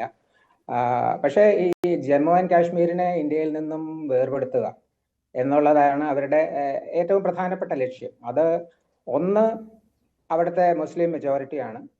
2, നമ്മൾ ഓഫ് സിന്ദൂറിന്റെ കാരണങ്ങളൊക്കെ കണ്ട പോലെ പാകിസ്ഥാനുമായിട്ടുള്ള അവരുടെ അടുപ്പം, അവരുടെ വാട്ടർ അവൈലബിലിറ്റി, അതും കൂടെ അതിന്റെ ബാക്ക്ഗ്രൗണ്ടിലുണ്ട്. പക്ഷെ എല്ലാത്തിനും ഉപരി ഇങ്ങനെ ഒരു പ്രശ്നത്തെ മുന്നിൽ നിർത്തുന്നത് അവിടുത്തെ മിലിറ്ററിയുടെ, എസ്പെഷ്യലി പാകിസ്ഥാൻ ആർമിയുടെ നിലനിൽപ്പിന് വേണ്ടിയാണ്. ഈ ഇന്ത്യയെ ഒരു വില്ലനായി കാണിച്ച് പട്ടാളം ഇല്ലെങ്കിൽ പാകിസ്ഥാൻ ഉണ്ടാവില്ല എന്ന ഒരു പ്രതീതി അവിടുത്തെ ജനതയുടെ മനസ്സിലുണ്ടാക്കി അത് നിർത്തുക എന്നുള്ളതാണ് അവരുടെ ആവശ്യം. എന്ന് വെച്ചാൽ ഇന്ത്യൻ ആർമി നമ്മുടെ രാജ്യത്തിന്റെ രക്ഷ ചെയ്യുന്നു എന്നതിൽ കവിഞ്ഞ് നമ്മളൊന്നും ചെയ്യുന്നില്ല. അടുത്ത ഒരു യുദ്ധത്തിനോ ഒരു ഇന്ത്യക്കെതിരായ വെല്ലുവിളിക്കോ വേണ്ടി നമ്മൾ തയ്യാറായിക്കൊണ്ടിരിക്കുകയാണ് എപ്പോഴും. പക്ഷെ പാകിസ്ഥാൻ ആർമി എന്ന് പറഞ്ഞാൽ അവരുടെ രാജ്യരക്ഷ ഒരു സെക്കൻഡറി റോളാണ്. രാജ്യത്തെ ഭരിക്കുന്നത് അവിടുത്തെ മിലിറ്ററിയാണ്, ആർമിയാണ്. നമുക്ക് ജനറൽ മുനീറിന്റെ കാര്യം നമുക്കറിയാമല്ലോ. അവിടുത്തെ ഈ പ്രശ്നം സിന്ദൂറിന് വേണ്ടിയിട്ട് അമേരിക്കയിലെ പ്രസിഡന്റ് ട്രംപ് വിളിച്ചത് ആരെയാണ്? അവിടുത്തെ പ്രസിഡന്റിനോ പ്രധാനമന്ത്രിയോ അല്ല, അവിടുന്ന് വിളിച്ചത് ചീഫ് ഓഫ് ആർമി സ്റ്റാഫിനെയാണ്. അപ്പോൾ അവിടുത്തെ സ്ഥിതി ഇത് നമുക്കെല്ലാവർക്കും എപ്പോഴും അറിയാവുന്നതാണ്. അതാണ് അതിന്റെ കാര്യം. അപ്പൊ ഈ 99-ലെ കാർഗിൽ ഹൈറ്റ്സ് കൈയടക്കിയാല് നമ്മുടെ വാലിയിൽ നിന്ന് ലഡാക്കിലേക്ക്, ലേ ലഡാക്കിലേക്കുള്ള ആ റോഡ് NH-1 എന്ന് പറയുന്നത്, അത് ഇന്റർഡിക്ട് ചെയ്യാൻ പറ്റും. എന്ന് വെച്ചാൽ അവരുടെ ഒബ്സർവേഷൻ ആൻഡ് ഫയറിന്റെ കീഴിലാകും ഈ കാർഗിൽ ഹൈറ്റ്സിൽ നിന്നുള്ള നമ്മുടെ ആ മെയിൻ റോഡ് പോകുന്നത്. അപ്പോൾ അവിടെ കട്ട് ചെയ്താൽ പിന്നെ അവരുടെ എപ്പോഴും പാകിസ്ഥാനുള്ള പ്രശ്നം ഇതാണ്, എപ്പോഴും അംബീഷ്യസ് പ്ലാൻസ് ആണ് അവർക്കുള്ളത്. ഈ ഇങ്ങനെ ഒരു പ്ലാൻ ഇതിനു മുമ്പും ഡിസ്കസ് ചെയ്തിട്ടുണ്ട്. ബെനസീർ ഭുട്ടോവിന്റെ കാലത്ത് ചെയ്തിട്ടുണ്ട്, അതിന്റെ മുമ്പിലും ചെയ്തിട്ടുണ്ട്. പക്ഷേ നമ്മുടെ ചീഫ് ഓഫ് ആർമി സ്റ്റാഫ് ഇതിന്റെ കഴിഞ്ഞിട്ട് വന്ന ആ 98-ലാണ് പിന്നെ ഇത് ഓപ്പറേഷണൽ അലമാരയിൽ നിന്ന് എടുത്ത് പൊഴുതട്ടി അന്നത്തെ മുഷറഫ് കൊണ്ടുവരുന്നത്. അദ്ദേഹം ചീഫ് ഓഫ് ആർമി സ്റ്റാഫ് ആയിരുന്നു. അദ്ദേഹം ഈ സ്ഥലങ്ങളിൽ ബ്രിഗേഡിയർ ആയിട്ടൊക്കെ, ഈ സിയാച്ചിൻ എനിക്ക് ഓർമ്മയുണ്ട്, 87, 84-ലൊക്കെ അദ്ദേഹത്തിന്റെ പേര് നമ്മൾ കേട്ടിട്ടുണ്ട്. അപ്പൊ അദ്ദേഹം അതിന്റെ ടോപ്പിൽ വന്നപ്പോൾ അവിടുത്തെ ഫോഴ്സ് കമാൻഡ് നോർത്തേൺ ഏരിയ എന്ന ആ ഒരു കീഴിലാണ് ഈ പ്രദേശങ്ങൾ പാകിസ്ഥാന്റെ സൈഡിൽ വരുന്നത്. അവിടുത്തെ GOCയും ചീഫ് ഓഫ് ആർമി സ്റ്റാഫിന് മാത്രം അറിയാവുന്ന ഒരു പ്ലാൻ ആയിരുന്നു. അത് അന്നത്തെ പ്രസിഡന്റിനോട് ഡിസ്കസ് ചെയ്തിട്ടില്ല എന്നാണ് പറയുന്നത്. പക്ഷെ അതെനിക്ക് വിശ്വസിക്കാൻ പറ്റില്ല. അപ്പൊ അതുകൊണ്ട് ഇന്ത്യയും ഇത് നമ്മുടെ ഇവിടെ ശ്രീ വാജ്പേയിയുടെ കാലത്താണ്. അപ്പോൾ അദ്ദേഹം ഒരു രാജ്യ സ്നേഹിയും നമുക്ക് നല്ലൊരു അയൽക്കാരനെ ആയിട്ടുള്ള ബന്ധം തുടർന്നു കൊണ്ടുപോകണമെന്ന് കരുതിയാണ് ലാഹോർ ഡിക്ലറേഷൻ അങ്ങനെ ഒരു സബ്മിറ്റിന് പോയത്. അത് ഫെബ്രുവരി 21, 1999 ആണെന്നാണ് എൻ്റെ ഓർമ്മ. നമ്മുടെ പ്രധാനമന്ത്രി വാഗാ ബോർഡറിൽ നിന്ന് ബസ്സിനാണ് ലാഹോറിൽ പോയത്. അപ്പോൾ ഒരു സമ്മിറ്റ് ടോക്ക് നടക്കുന്നത് ലാഹോറിലാണ്. അപ്പോൾ പാകിസ്ഥാനില് ഈ രണ്ട് പ്രൈം മിനിസ്റ്റർ, നമ്മുടെ പ്രൈം മിനിസ്റ്ററും അവരുടെ പ്രൈം മിനിസ്റ്ററുമായിട്ടുള്ള ഈ ഇങ്ങനെയുള്ള അനുരഞ്ജന സംഭാഷണങ്ങൾ നടത്തുന്ന സമയത്ത് അവർ കാർഗില് റെഡിയാണ് എന്ന് വെച്ചാൽ നമ്മൾ ഇപ്പോൾ റിപ്പോർട്ടിൽ പറഞ്ഞതുപോലെ ഏതാണ്ട് മെയ് 3-ാം തീയതിയാണ് നമ്മുടെ ഒരു പെട്രോൾ പോയപ്പോൾ ഇതിനെപ്പറ്റി മനസ്സിലാക്കുന്നത്. അവിടെ പാകിസ്ഥാന്റെ അധിനിവേശമുണ്ട്. ആദ്യം പോയ ഒരു ക്യാപ്റ്റൻ കാലിയയുടെ ഒക്കെ കാര്യം നമുക്കറിയാം. എങ്ങനെയാണ് അദ്ദേഹത്തെ അവര് മൃഗീയമായിട്ട് വധിച്ചത്, ജനീവ കൺവെൻഷനോ അങ്ങനെയുള്ള ഒന്നും ഓർക്കാതെ അങ്ങനെയാണ് നമ്മൾക്ക് ഒരു വിൻഡ് കിട്ടുന്നത്. ഇങ്ങനെ ഇവിടെ ഓക്യുപ്പൈ ഇതൊക്കെ വിൻഡർ വെക്കേറ്റഡ്. ഇപ്പൊ എല്ലാവർക്കും ചില ഇപ്പോഴത്തെ പിള്ളേർക്ക് അറിയില്ലായിരിക്കും. വിൻഡർ വെക്കേറ്റഡ് പോസ്റ്റ് ആണ്. ഒരു 100-150 കിലോമീറ്റർ ഫ്രണ്ടേജില് ഈ ദ്രാസിലൊക്കെ ഇപ്പോൾ ആരെങ്കിലും ബൈ റോഡ് ശ്രീനഗറിൽ നിന്ന് ലേ പോയിട്ടുള്ളവർക്കറിയാം. ദ്രാസിലേക്ക് ചെല്ലുമ്പോഴേ അവിടെയുള്ള കാറ്റും അങ്ങനെയുള്ള അവിടുത്തെ ഹൈറ്റ് ഏതാണ്ട് 15,000 to 18,000 ഫീറ്റുകളിലാണ് ഈ കൊടിമുടികളുള്ളത്. അപ്പൊ അവിടെ ഓക്യുപ്പൈ ചെയ്ത് ഒരു 98 അവസാനത്തിൽ അവർ തുടങ്ങിയതായിരിക്കും ഈ ഒരു ഓക്യുപ്പേഷൻ. അതുകൊണ്ട് ഈ അവരുടെ വിചാരം നമ്മൾ ഇന്ത്യ റെസ്പോണ്ട് ചെയ്യില്ല എന്നാണ് ചൈനയും വിചാരിച്ചത്. അങ്ങനെയാണ്. പക്ഷേ എല്ലാ കാൽക്കുലേഷനെയും പാർട്ടി പുറത്തുകൊണ്ട് നമ്മുടെ ആർമിയുടെ അന്നത്തെ യങ് സോൾജിയേഴ്സും അവരുടെ യങ് ലീഡേഴ്സും ഒക്കെയാണ് നമുക്ക് ഇപ്പോൾ ഓർത്തെടുക്കേണ്ടത്. ഇപ്പൊ നമ്മൾ പറഞ്ഞ പോലെ 527 സൈനികരാണ് അവിടെ ആത്മാഹുതി ചെയ്തത്. നമ്മുടെ രക്ഷയ്ക്ക് വേണ്ടിയിട്ടാണ് അവർ ചെയ്തത്. അതിൽ എനിക്ക് ഓർമ്മയുള്ളത് ഈ ഇന്ത്യൻ മിലിറ്ററി അക്കാഡമിയിലെ 100 കോഴ്സ് എന്ന് വെച്ചാൽ അത് അവര് കമ്മീഷൻ കിട്ടിയിട്ടൊരു കുറച്ച് 2-3 വർഷങ്ങളിൽ യങ് ലെഫ്റ്റനന്റ് യങ് ക്യാപ്റ്റൻസ് ആയിരുന്ന 25 പേര് ആ കോഴ്സിൽ നിന്ന് ഒരു 300 പേര് പാസ് ഔട്ട് ആകുന്നതിൽ ഇൻഫൻട്രിയിൽ പോകുന്ന ഒരു 100-150 ഒക്കെ ആയിരിക്കും. അതിൽ നിന്നൊരു 25 പേര് എനിക്കറിയാവുന്നതാണ്. അവര് വീരമരണം ഏറ്റുവാങ്ങിയതാണ്. അപ്പോൾ ഇവിടെയുള്ള സാധാരണ ആക്ടിവിറ്റി തന്നെ ഒന്നും നടക്കാൻ തന്നെ അവിടെ പ്രശ്നമാണ്. ഞാനവിടെ പല പ്രാവശ്യവും പോയിട്ടുണ്ട്. ഇവിടെ സ്മൃതി മണ്ഡപത്തിൽ പോകാനും പറ്റിയിട്ടുണ്ട്. ഞാൻ ശ്രീനഗറിലുള്ളപ്പോൾ ലേയില് ഡ്യൂട്ടിയിൽ പോകുന്ന സമയത്ത് കൊണ്ട്. പക്ഷേ ഈ ഓപ്പറേഷൻ നടക്കുന്ന സമയത്ത് ഞാൻ ആർമി ഹെഡ്ക്വാർട്ടേഴ്സിലാണ്. ആർമി ഹെഡ്ക്വാർട്ടേഴ്സിൽ ഇന്ത്യൻ മിലിറ്ററി ഓപ്പറേഷൻ ബ്രാഞ്ചിൽ ഉണ്ടായിരുന്ന എൻ്റെ സുഹൃത്തിന്റെ കാര്യം ഈ മെയ് 1 അവര് എന്നോട് പറയുമായിരുന്നു, ഇങ്ങനെ ഭയങ്കര ഒരു പ്രശ്നമുണ്ട് അവിടെ, എങ്ങനെ വരുമെന്ന്. ആ സമയത്ത് നമ്മുടെ ചീഫ് ഓഫ് ആർമി സ്റ്റാഫ് പുറത്തായിരുന്നു എന്നാണ് എൻ്റെ ഓർമ്മ. അപ്പൊ മെയ് 3-ാം തീയതി തുടങ്ങിയ ഈ അവരെ അവിടുന്ന് ഇവിക്ട് ചെയ്യാനുള്ള പരിശ്രമങ്ങൾ ഈ ലോകത്ത് ഒരിടത്തും ഈ ഒരു കാലഘട്ടങ്ങളിൽ ഒരു ഓർമ്മിച്ചെടുക്കാൻ പറ്റാത്ത രീതിയിലുള്ള അൺപാരലൽഡ് വെല്ലുവിളികളാണ് അവിടെ ഉള്ളത്. ഞാൻ പറഞ്ഞതുപോലെ ഈ ഹൈ ആൾട്ടിറ്റ്യൂഡ് ഏരിയ ആണ്. അവിടെ ഒരു 10 ഫീറ്റ് മുകളിലേക്ക് കയറുമ്പോൾ ഞാൻ കയറിയിട്ടുണ്ട്, നമുക്ക് ശ്വാസം കിട്ടില്ല. അപ്പോൾ അവിടെ ഈ ഫുൾ റൈഫിൾ, അമ്യൂണിഷൻ, LMG എല്ലാം കൊണ്ട് മുകളിൽ നിന്ന് ഫയർ വന്നുകൊണ്ടിരിക്കുന്ന സമയത്ത്, ആർട്ടിലറി ഫയർ ചെയ്യുന്ന സമയത്ത് പോകുന്നതെന്ന് പറഞ്ഞാൽ സാധാരണ മിലിറ്ററിക്കാർക്ക് എവിടെയുള്ളവർക്കാണെങ്കിലും വിചാരിക്കാൻ പാടില്ലാത്ത കാര്യങ്ങളാണ്. പക്ഷേ ഈ അച്ചീവ് ചെയ്തത് ഈ നമ്മുടെ യങ് ലീഡർഷിപ്പാണ്. ഇതില് എയർഫോഴ്സ് വരുന്നത് കുറച്ച് താമസിച്ചാണെന്നാണ് എൻ്റെ ഒരു വിലയിരുത്തൽ. എന്നാലും അവസാനം എല്ലാം അവരെ അവിടുന്ന് തുരത്തി. പക്ഷേ പാകിസ്ഥാന്റെ കാര്യം നമ്മൾ വിചാരിക്കണം, അവിടെ ഫൈറ്റ് ചെയ്തവരുടെ മൃതദേഹങ്ങൾ കൊണ്ടുപോകാൻ വരെ അവര് തയ്യാറായിരുന്നില്ല. അവരുടെ ആർഗ്യുമെന്റ് ഇതായിരുന്നു, അത് എക്സ്ട്രീമിസ്റ്റുകളാണ്, അതുകൊണ്ടാണ് ഞങ്ങളുടെ ആർമിക്കാരല്ല എന്നുള്ളതാണ്. പക്ഷെ എല്ലാവർക്കും അറിയാം. പക്ഷെ ഈ അവസാനം പാകിസ്ഥാൻ പ്രസിഡന്റിനെ ന്യൂയോർക്കിൽ വിളിച്ചു വരുത്തി ഇത് ഉടനെ നിർത്തണം എന്നുള്ള ഒരു താക്കീതും കൊടുത്തു. നമുക്ക് ഈ തോലോലിംഗ്, ഗൺ ഹിൽ, ടൈഗർ ഹിൽ അങ്ങനെയുള്ള സ്ഥലങ്ങളിൽ നിന്ന് ഇതൊക്കെ നമുക്ക് അറിയാവുന്ന കാര്യങ്ങളാണ്. നമ്മളെ ഇന്ത്യക്കാർ ആദ്യമായിട്ട് ടെലിവിഷനിൽ കാണുന്ന ഒരു യുദ്ധമാണ് കാർഗിൽ യുദ്ധം എന്ന് പറയുന്നത്. 26 വർഷം മുമ്പാണെങ്കിലും എനിക്ക് നല്ല ഓർമ്മയുണ്ട്. ഇപ്പോഴത്തെ ഒരു 45 വർഷം കഴിഞ്ഞിട്ടുള്ള മിക്കവർക്കും ഓർമ്മയുണ്ടായിരിക്കും എങ്ങനെയാണ് യുദ്ധം. സിന്ദൂർ ഓഫ് സിന്ദൂർ ഇപ്പോഴാണ് വന്നത്. പക്ഷെ അതിനു മുമ്പ് ഈ ഞാൻ പറഞ്ഞ പോലെ ഒരു അൺപാരലൽഡ് നമ്മുടെ ആർമിയുടെ, നമ്മുടെ മിലിറ്ററിയുടെ, നമ്മുടെ സൈനികരുടെ പ്രിപ്പയർനെസ്സും അവരുടെ കമ്മിറ്റ്മെന്റും എല്ലാം കാണിക്കുന്നതാണ്. അപ്പോൾ 527 ഏത് അപ്രതീക്ഷിത സമയത്തുണ്ടായ ഒരു ആക്രമണം അല്ലെങ്കിൽ ഒരു നീക്കമാണെങ്കിൽ പോലും അതിനെ നേരിടാൻ അത്രത്തോളം സജ്ജമായിരുന്നു ഇന്ത്യൻ സൈന്യം എന്ന് തെളിയിക്കുന്ന ഒരു ദിവസം കൂടിയാണ്. നേരത്തെ നമുക്കറിയാവുന്ന കാര്യമാണ്, ഇപ്പോൾ സൂചിപ്പിച്ചതുപോലെ തന്നെ പാകിസ്ഥാന്റെ ഈ ചതിയുടെയും വഞ്ചനയുടെയും ഒക്കെ മറ്റൊരു ഏടുകൂടിയാണ് അത്. പക്ഷേ അന്ന് പാകിസ്ഥാനെ നമ്മൾ തറ പറ്റിച്ച് വിജയക്കൊടി പാറിച്ചിട്ടും അതിൽ നിന്നൊന്നും പാഠം ഉൾക്കൊണ്ടില്ല പാകിസ്ഥാൻ എന്നതുകൂടി നമ്മൾ ഇപ്പോൾ ഓർക്കേണ്ടിയിരിക്കുന്നു. തീർച്ചയായിട്ടും പാകിസ്ഥാൻ ആകുന്ന ഓർത്ത് ഞാൻ പറഞ്ഞില്ലേ, അവരുടെ നിലനിൽപ്പിന്റെ കാര്യം, ഇന്ത്യയെ വില്ലനാക്കി നിർത്തുക, അവരുടെ പബ്ലിക് ഇപ്പൊ ഓപ്പ് സിന്ദൂർ ഉണ്ടായത് തന്നെ ഓർത്ത് നോക്കൂ. ഒരു കാര്യമില്ലാത്ത സമയത്താണ് അവർ ഓപ്പ് സിന്ദൂർ കൊണ്ടുവരുന്നത്. അവിടെ നമ്മുടെ രീതിയിൽ ഞാൻ ആർമിയിൽ 37 വർഷം സെർവ് ചെയ്ത് എല്ലാ തലങ്ങളിലും, ആർമി ഹെഡ്ക്വാർട്ടേഴ്സ് വരെ, നോർത്തേൺ കമാൻഡ് ഹെഡ്ക്വാർട്ടേഴ്സിൽ ഞാൻ ഓപ്സ് ബ്രാഞ്ചിൽ 3 വർഷം ഉണ്ടായിരുന്നു.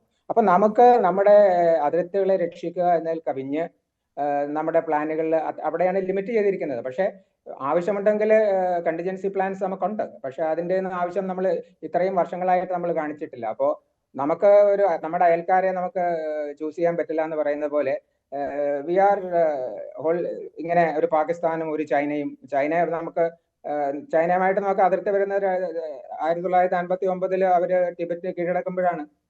അതിനുമുമ്പ് നമുക്ക് ചൈനയുമായിട്ട് അതിർത്തി ഇല്ല. അപ്പൊ ഈ പറഞ്ഞു വരുന്നത് ഓപ്പ് സിന്ദൂറിൽ അവരെന്തിനാണ് ചെയ്തത്? അവിടെ ആർമി ഒരു ബാഡ് ഇമേജിൽ വരുന്നു, ഇമ്രാൻഖാന്റെ റേറ്റിംഗ് കൂടുന്നു. അപ്പൊ അവരുടെ നിലനിൽപ്പിന് വേണ്ടിയിട്ടാണ് പഹൽഗാം ചെയ്തത്. അപ്പൊ അവരുടെ വിചാരം അവർക്ക് ചൈനീസ് എയർ ഡിഫൻസ് ഉണ്ട് എന്നൊക്കെ വിചാരിച്ചിട്ടാണ് അവർ വിചാരിച്ചത്. പക്ഷെ നമ്മളെ എല്ലാവരെയും വളരെ ഇന്ത്യൻ മിലിറ്ററി സന്തോഷിപ്പിച്ച സമയമായിരുന്നു ഓപ്പ് സിന്ദൂറിലെ. ഈ 4 ദിവസത്തിനുള്ളിൽ അവരെ നമ്മൾ മുട്ടുകുത്തിച്ചു. അവരുടെ ന്യൂക്ലിയർ അസറ്റ്സ്, അവരുടെ കിരാന ഹിൽസിൽ എന്ത് സംഭവിച്ചു എന്നുള്ളതിന് ഇപ്പോഴും ഒരു ക്വസ്റ്റ്യൻ മാർക്കാണ്. ഞാൻ വിചാരിക്കുന്നത് അതിലുണ്ടായിരുന്ന അവരുടെ സ്റ്റോറേജ് എല്ലാം മിക്കവാറും നഷ്ടമായി കാണും. അതൊന്നും ഇതുവരെ പുറത്തു വന്നിട്ടില്ല.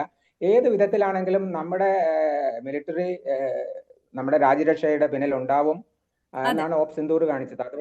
അതുപോലെ തന്നെയാണ് ഈ രണ്ട് തരത്തിലുള്ള യുദ്ധങ്ങളാണ്. ഒന്ന് മനുഷ്യന്റെ ഗട്ട്സ് ആൻഡ് കറേജിനെ കാണിച്ചതായിരുന്നു നമ്മുടെ 99-ലെ കാർഗിൽ യുദ്ധം. അതിനും നമ്മൾ ആർമി തയ്യാറാണ്. അതുപോലെ നമ്മുടെ പ്ലെയിൻസിൽ പഞ്ചാബിലോ ഈ പാകിസ്ഥാൻ മുഴുവൻ ഏത് സൈഡിലും പോകണമെങ്കിലും നമ്മുടെ ആർമി തയ്യാറാണ് എന്നുള്ളത് പറയാൻ എനിക്ക് സന്തോഷമുണ്ട്. തീർച്ചയായും ഇന്ത്യൻ സൈന്യം കരുത്ത് കാട്ടിയ ഐതിഹാസിക പോരാട്ടത്തിന്റെ ആ ഒരു വിജയ ദിവസത്തിലേക്ക് നമ്മൾ ഒന്ന് തിരിഞ്ഞു നോക്കുകയായിരുന്നു. വളരെ നന്ദി ബ്രിഗേഡിയർ വേണു നായർ ഈ ഘട്ടത്തിൽ ഞങ്ങളോടൊപ്പം ചേർന്നതിന്. Thank you so much. Thank you. Jai Hind. ഇനി രാവിലെയിൽ നമ്മൾ സ്പെഷ്യൽ ഡേയിലേക്ക് കടക്കുകയാണ്. സ്പെഷ്യൽ ഡേയിൽ ആരൊക്കെയാണ് സ്പെഷ്യൽ ഡേ ആഘോഷിക്കാൻ ന്യൂസ് 18നോടൊപ്പം ചേരുന്നത് എന്ന് നോക്കാം. കണ്ണൂർ എളയാവൂരിലെ ജിജേഷ് ജയരാജൻ വിജിത വി ദമ്പതികളുടെ മകൾ സാൻവിക ജിജേഷിന്റെ 1ാം ജന്മദിനമാണ് ഇന്ന്. അപ്പോൾ ആശംസകൾ അറിയിക്കുന്നത് അച്ചാച്ചൻ ജയരാജനും അച്ഛമ്മ ബേബിയും അമ്മമ്മ വിജയലക്ഷ്മിയും ജ്യേഷ്ഠൻ ധ്യാൻ രജീഷ്, ചേച്ചി വാമിക വിവേക് എന്നിവരും കണ്ണൂർ ഗോകുലം ട്രാവൽസിലെ ജീവനക്കാരുമാണ്. അപ്പോൾ സാൻവിക മോക്ക് എല്ലാവിധ ആശംസകളും ന്യൂസ് 18ന്റെ ഭാഗത്തു നിന്നും അറിയിക്കുകയാണ്. വെരി ഹാപ്പി ബർത്ത്ഡേ മോളെ. ഞങ്ങളുടെ സഹപ്രവർത്തകൻ കൂടിയായ കരമനയിലെ സാഗർ രമ്യ ദമ്പതികളുടെ മകൻ അമൃത് സാഗറിന്റെ 13ാം ജന്മദിനമാണ് ഇന്ന്. അപ്പോൾ ന്യൂസ് 18 കുടുംബത്തിന് എല്ലാവിധ ആശംസകളും അമൃത് മോനെ അറിയിക്കുകയാണ്. വെരി ഹാപ്പി ബർത്ത്ഡേ മോനെ.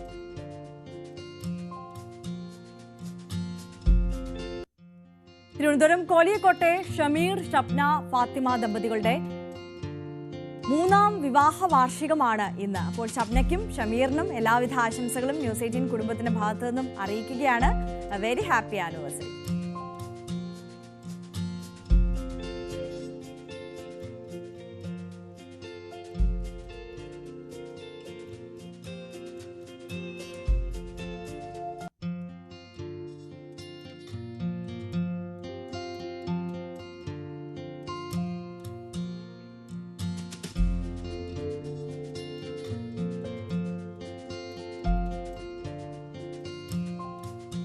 ചങ്ങൻകുളങ്ങരയിലെ ധ്രുവിക്കിന്റെ ജന്മദിനമാണിന്ന്. ആശംസകൾ അറിയിക്കുന്നത് അച്ഛൻ ജയേഷും അമ്മ ശ്യാമയുമാണ്. അപ്പോൾ ധ്രുവിക് മോന് ന്യൂസ് 18 കുടുംബത്തിന്റെ എല്ലാവിധ ആശംസകൾ അറിയിക്കുകയാണ്. വെരി ഹാപ്പി ബർത്ത്ഡേ മോനെ.